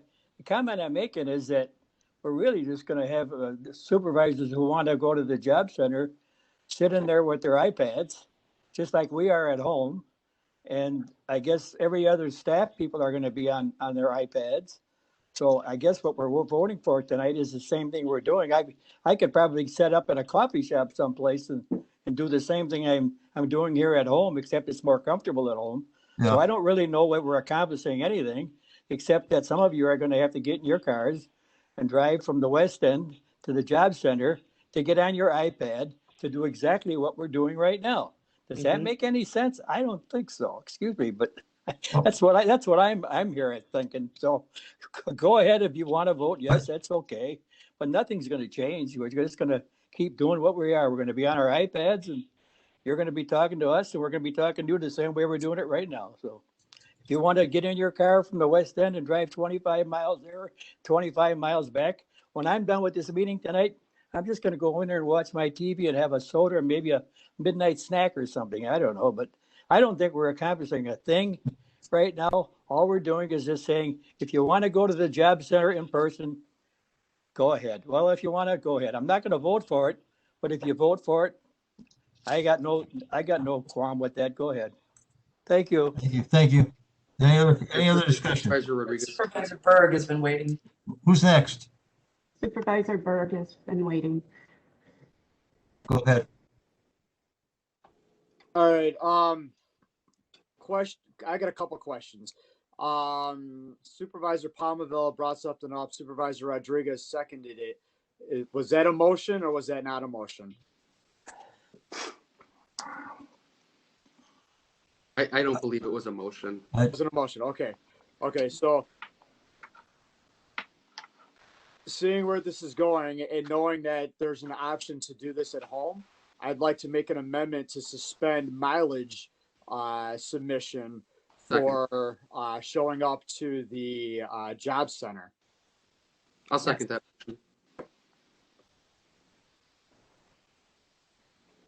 Any discussion on that amendment? I agree. I agree. So would this be a motion before the amended motion? It would be amending the motion that has been presented. With a first and a second already, and amending that motion that also mileage would be suspended. Is that correct? Correct. We'd have to take a vote on that amendment. Do we keep the same motion and second? Right. No, this, Joe, this would have to be voted on separately, right? If I'm understanding correctly, the motion would be to amend the amendment which was previously made by Supervisor Decker. We have not voted on that amendment yet. So this would be to amend that amendment. That is in order. We would be voting on the question of mileage first. And then if that passed, that would become part of the amendment that Supervisor Decker suggested, which would have to be voted on further down the line. I hesitate to say anything. It's been pointed out to me before. I'm obviously not a member of this board. My job is to advise. I would strongly suggest, and it is only a suggestion, I think we may be at a point where there would be value in having this vetted a little bit further, written up. I think it's getting a little complicated. Yes. I say that with all respect to everybody. I obviously can't make a motion. I'm not making a motion, but I think there may be some value now that it's before the board to make sure that we know exactly what the intention is, because I think there may be some different thoughts as to what this means going forward. I will simply point that out as your advisor. I'll speak on the amendment. Go ahead. I take Corporation Counsel's advice to heart in the sense that the more amendments, the more complicated we make this, the less likely it is we are to get to the heart of the matter. So to have this added on at this point, I would not support the amendment. To the amendment. Thank you. This is Supervisor Rodriguez, Mr. Chair. Supervisor Rodriguez. Thank you. I'm not sure if the maker of the motion would be willing to withdraw the motion, but to clarify things, if we don't codify this as part of the motion, I'd be willing to personally write a check for whichever supervisors decide to come and whatever their mileage is out to the treasurer of Kenosha County. I mean, we're talking very minuscule amounts of money here. So if that clarifies things, or I mean, we're talking cents on the mile. I mean, we've all gotten these checks. They're nothing that we take home running and you know, go out and buy a new TV with. So. Supervisor Berg, No, I'm good. did you, are you willing to withdraw it? Is that it or what? No, I'm good. Okay. Any other discussion on the amendment? Mr. Chairman, I would like to speak. Go ahead. This Supervisor Gantz, I will be voting against this. I don't know. I don't, that almost seems kind of petty. I mean, we see what these checks are and the time we put in. You know, certainly we're not going to the bank and making a huge living on the county board. And if they have the option to come in person, they choose to meet in person, they should be paid for their mileage. I don't, you know, to dilute this further is just, it seems petty to me. So I won't be supporting that. Thank you. Mr. Chairman, to the comments that were just made, while that might sound petty, there's an option on the table. It's to do it in person, or there's to do it virtually. When there's an option to do it virtually, why should the board or the taxpayers be responsible for you coming in to the facility and further spread possibly COVID-19 when we know that the vast majority of those that are going to show up are not going to wear a mask? If you'd like me to change my amendment, I can withdraw it and change it to where the amendment will be that anybody that shows up to the job center will wear a mask. And if you don't wear a mask, you're not able to enter the building. I mean, let's talk about pettiness. You want to change your amendment? No, I'm fine for right now. All right. Any other discussion? No. Chairman. Ron? I'm done. Okay. Are you done? Chairman O'Day, Supervisor Franco. Supervisor Franco. Yeah, I just want to reiterate, this is why 2 weeks ago, my initial statement objection to this was this issue really needs to be in a resolution form. There are too many logistical issues to just vote on this in a motion, and then we're getting into all these amendments on amendments, which is making it more complicated than it needs to be. So I'm going to vote against this. Nobody made a motion to refer, so. Roll call. We ready to vote on it? Sure. Anybody? So we are voting on Andy's. On the amendment. On the amendment. and we are voting to disallow mileage during the hybrid model for committee and board meetings. Is that correct? Correct. And then after that, we would vote on the amendment that Supervisor Decker Correct. Yes. provided. We'll do- Okay. we'll do the Okay, first I'm one first. I'm ready. Okay, roll call vote on Supervisor Berg's amendment. Grady, No. Rose, No. Gentz, No. Celebrate, Yes. Kubicki, No. Yashki, No. Rodriguez, No. O'Day, Yes. Bird, Yes. Ron Frederick, Yes. Nudo, No. Franco, Yes. Boyd Frederick, Yes. Mauer, No. Gully, No. Wamble, No. Uhas, No. Beth, No. Palmaville, No. Nordigan, No.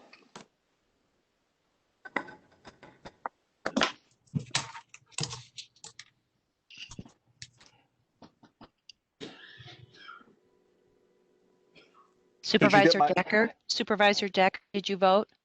No, I didn't hear my name called. Sorry. Oh, No. I'm sorry. Supervisor Decker. Reggie, no. Here, sorry about that.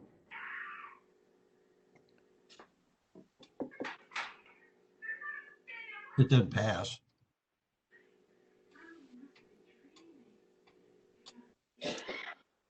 Motion failed. Mr. Chairman, this is Supervisor Rodriguez. Supervisor Rodriguez. I'd like to call the question. I think, No, you had a second too, didn't you? Yes, Jerry Rose. All right. You want to take a roll call vote on that? Oh, just a second, please. Go ahead. Take your time.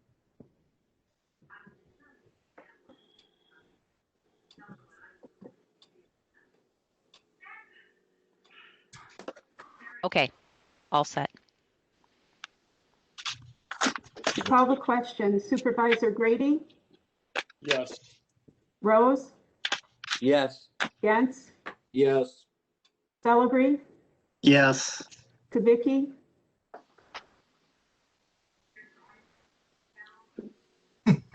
Kubicki,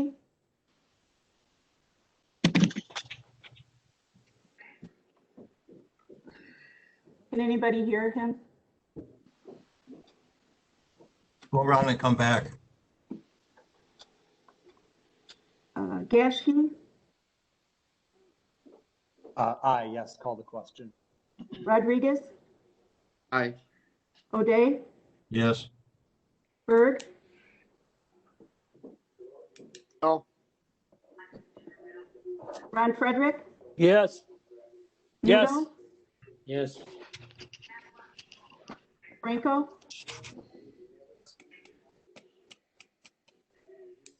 Franco,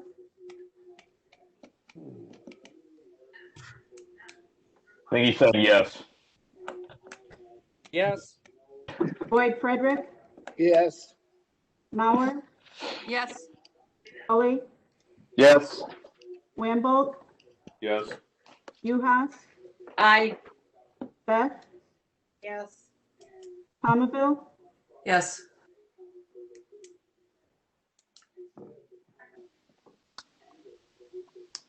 Supervisor Go back. Palmville, Yes.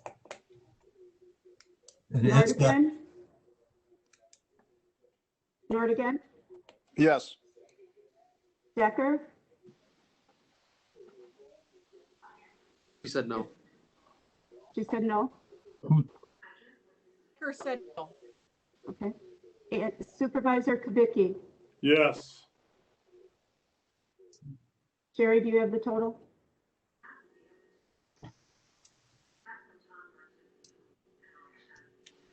Twenty.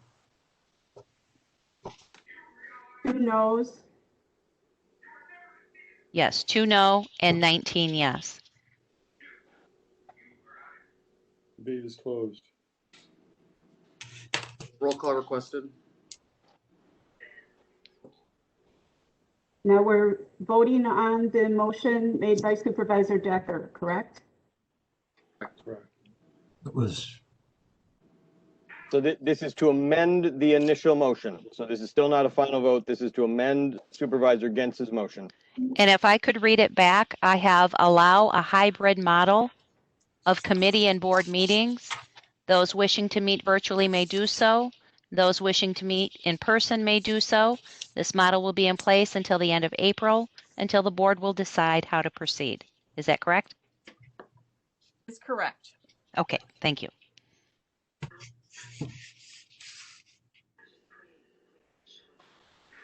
Supervisor Grady, Aye. Rose, Aye. Gantz, Aye. Celebrity, Yes. Kubicki, No. Gashke, Aye. Rodriguez, Yes. O'Day, No. Berg, No. Ron Frederick, No. Nudo, Yes. Franco, No. Boyd Frederick, No. Mauer, Yes. Gully, Yes. Wambold, Yes. Uhas, Aye. Beth, Yes. Palmville, No. Nordigan, Aye. and Decker. Yes.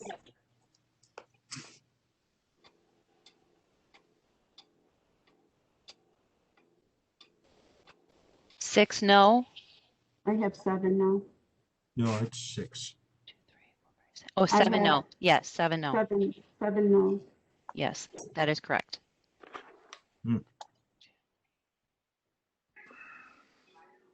So 14 yes, Sherry? Yes, that is correct. 14 yes, 7 no. So that passes? Motion passes. Mr. Chairman, this is Supervisor Rodriguez again. Yes. Supervisor Rodriguez. Thank you. Thank you, Mr. Chair. I'd like to call the question one final time, now that the amendment's been accepted. Second, Terry Rose. Moved and seconded. Okay, Roll call requested. we can, Roll call. I think we could do all those in favor of calling the question, yes? Yes. Any nays? No. Who's the one nay? Berg? Supervisor Berg, okay. Ooh, sorry. Question's been called. So what are we voting on now? Would you read that back again? Read the motion back, okay?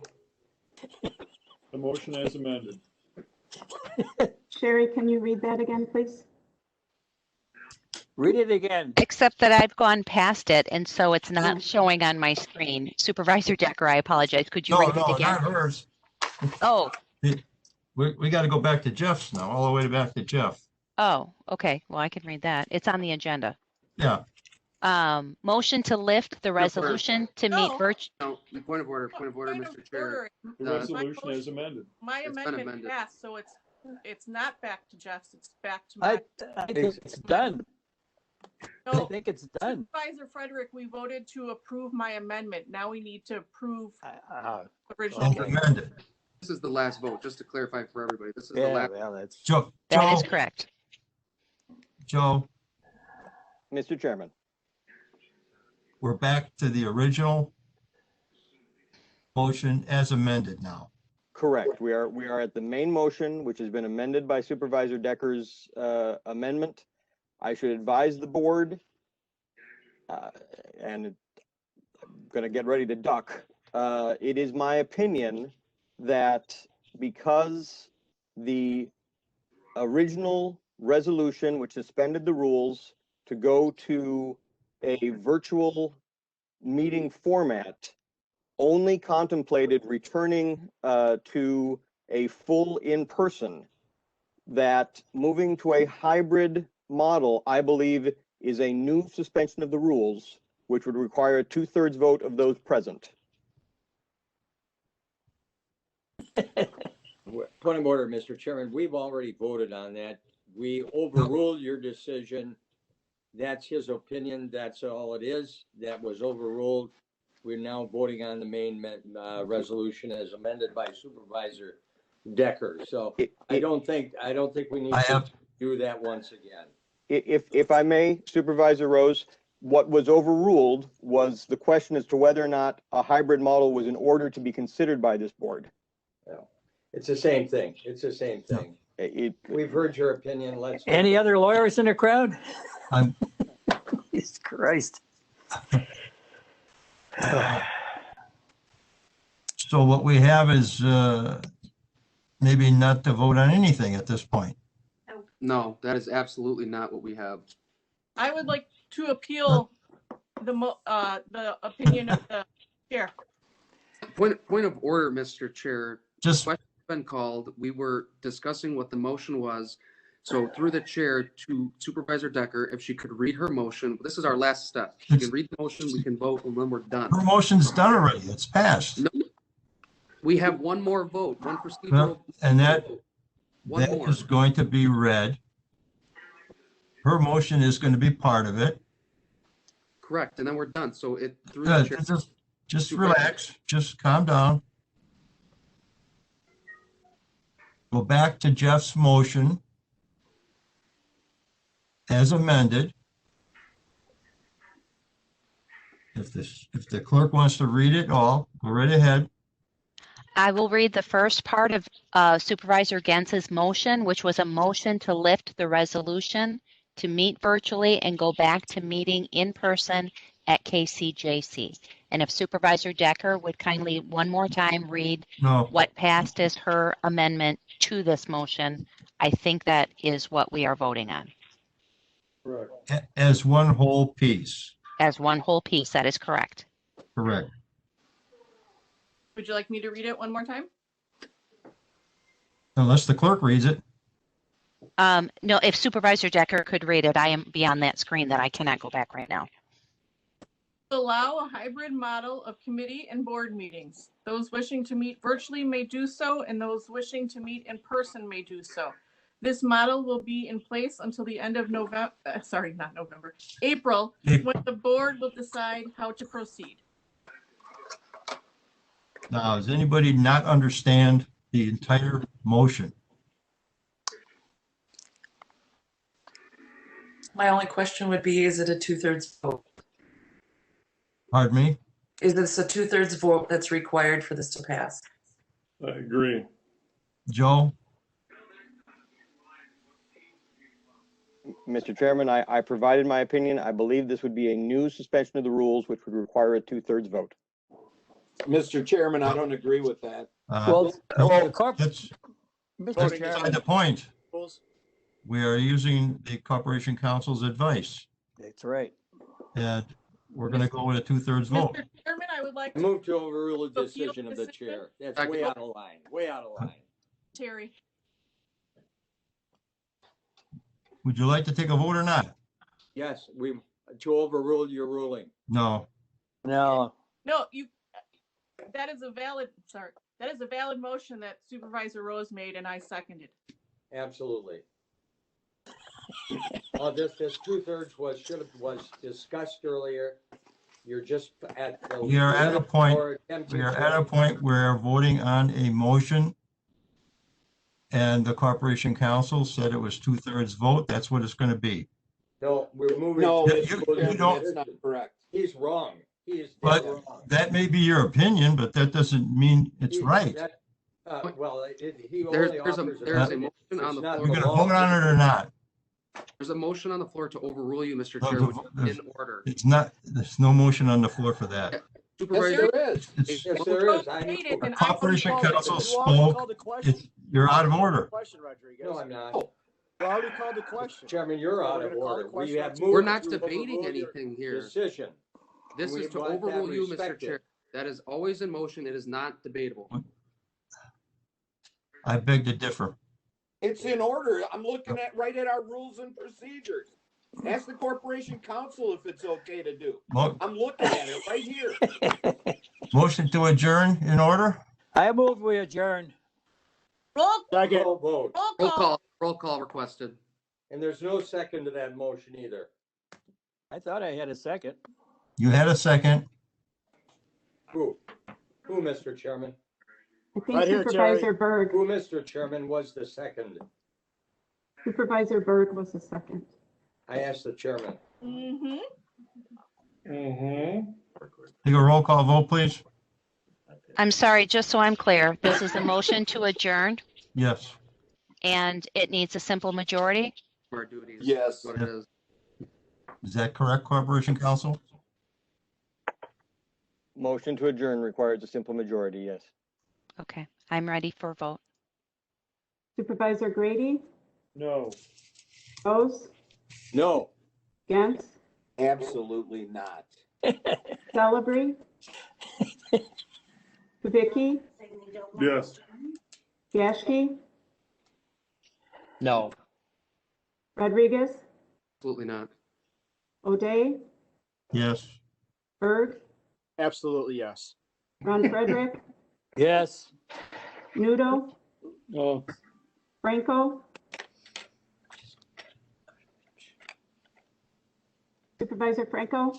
No. Boyd Frederick? Yes. Mauer? No. Gully? No. Wamble? No. Uhas? Nay. Beth? Palmaville, No. Nordigan, Aye. Decker,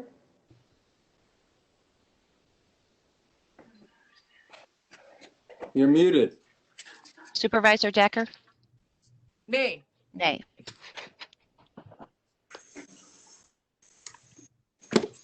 obviously the motion to adjourn failed. Failed.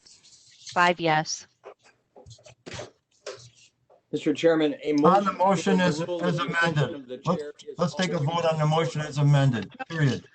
There is a motion on the floor, Mr. Chairman, to overrule you, which is in order and not debatable. And it's always in order. Supervisor Betts been waiting for. Joe?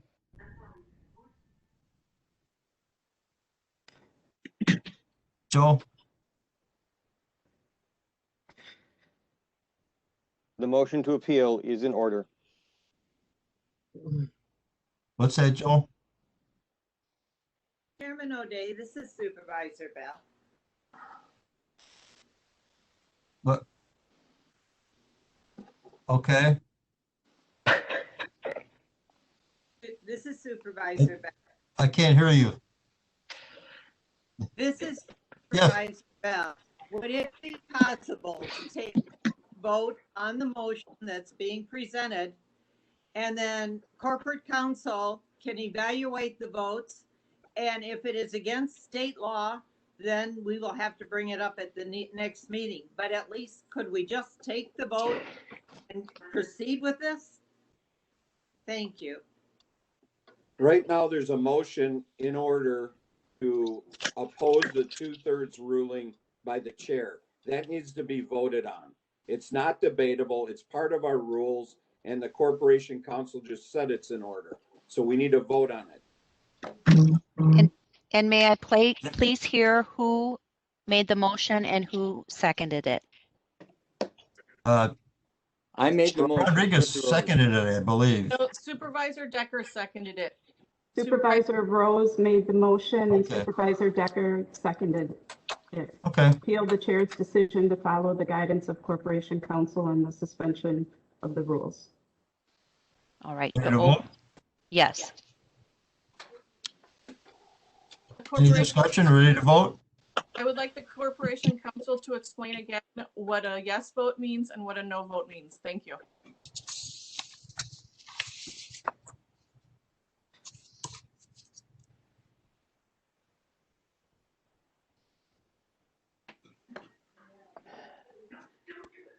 Those in favor of sustaining the decision of the chair, say aye. That would be to follow my opinion that this requires a 2/3 vote. Those opposed to sustaining the decision of the chair say no. Those would be those believing that it should be a simple majority. Point of information.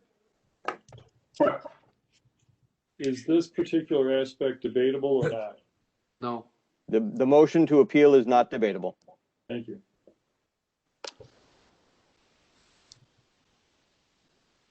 Is it, Joe, is it possible to take 2 votes?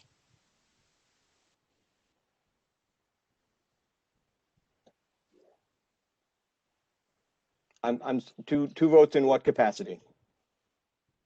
Simple majority and 2/3 for the same motion. Decide. I believe it. You just take a vote. I mean. Okay. Okay.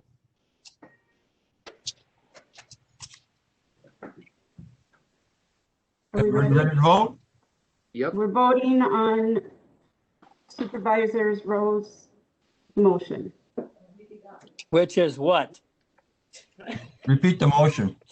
To overrule the decision of the chair.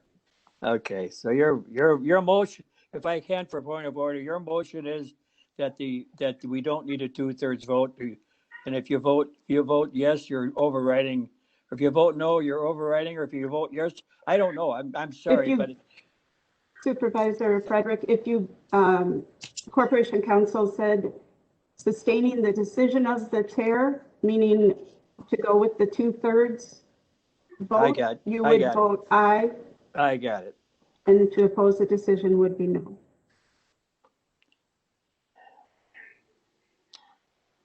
Are we ready? Yes. Supervisor Grady, It's been simple majority all night, so I'll vote no. Rose, No. Gantz, No. Celebrity, Yes. Kubicki, Yes. Yashki, Yes. Rodriguez, O'Day, Yes. Berg, Yes. Ron Frederick, Yes. Nudo, No. Franco, Yes. Boyd Frederick, Yes. Mauer, No. Gully, Yes. Wambolt, No. Uhas,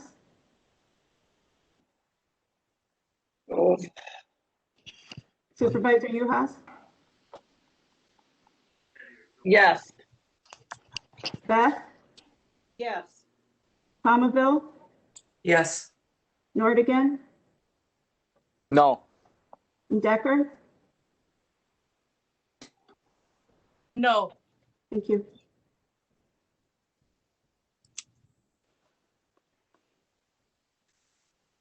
No.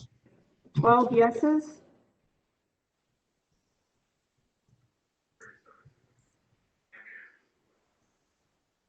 Nine noes. So the chairman's decision is sustained.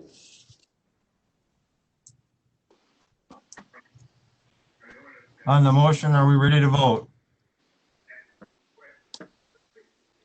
On the original motion as amended by As amended, are we Supervisor ready to Decker. vote? Point of information, how many votes we're gonna need to pass? 15. I think we need 14. There's only 14. 21 of us. 14 for 2/3. We've typically rounded up in those situations, but because I think 2/3 of technically 14 technically. we have 21 people.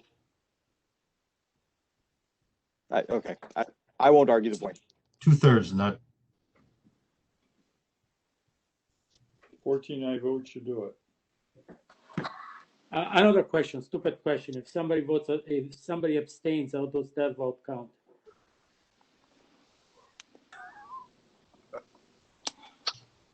That vote counts as a no. Okay. Thank you. Are we ready? Yes. everybody ready? Grady, Aye. Gant. Supervisor Rose, Aye. Gantz, Aye. Celebrity, No. Kubicki, No. Yashki, Yes. Rodriguez, Yes. O'Day, No. Berg, No. Ron Frederick, No. Nudo, Yes. Franco, No. Boyd Frederick, No. Mauer, Yes. Gully, Yes. Wambolt, Yes. Uhas, Aye. Beth, Palmaville, No. Nordigan, Yes. and Decker. Yes. What we missing?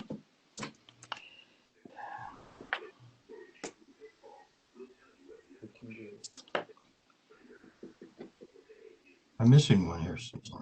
I have 13 yeses. Is that correct, Sherry? That is correct.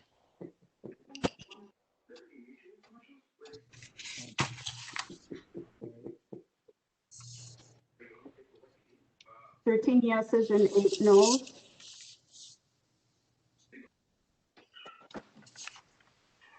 So the motion Motion fails fails. if it needed 14.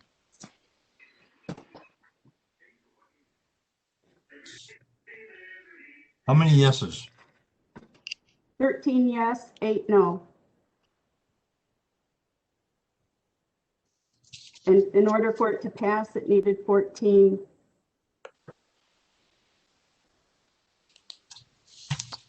Yeses, correct?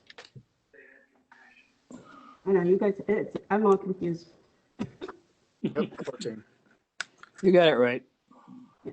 Okay, Right. so the motion fails.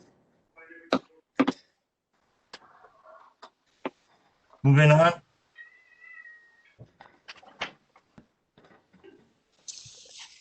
Claims 26, Jim and Peggy O'Connell, vehicle damage. Refer to Corporation Council. Approval of the January 19, 2021 minutes by Supervisor Rodriguez. Supervisor Rodriguez. I move the January 19th, 2021 minutes. Moved by Supervisor Rodriguez, second by Supervisor Berg. Approve the minutes. All those in favor? Aye. Aye. Any opposed? Nay. Motion to adjourn by Supervisor Kubicki. Second. Kubicki, second by Supervisor. Berg. All those in favor? Aye. Aye. Any opposed? After all was said and done, more was said than done. You're adjourned.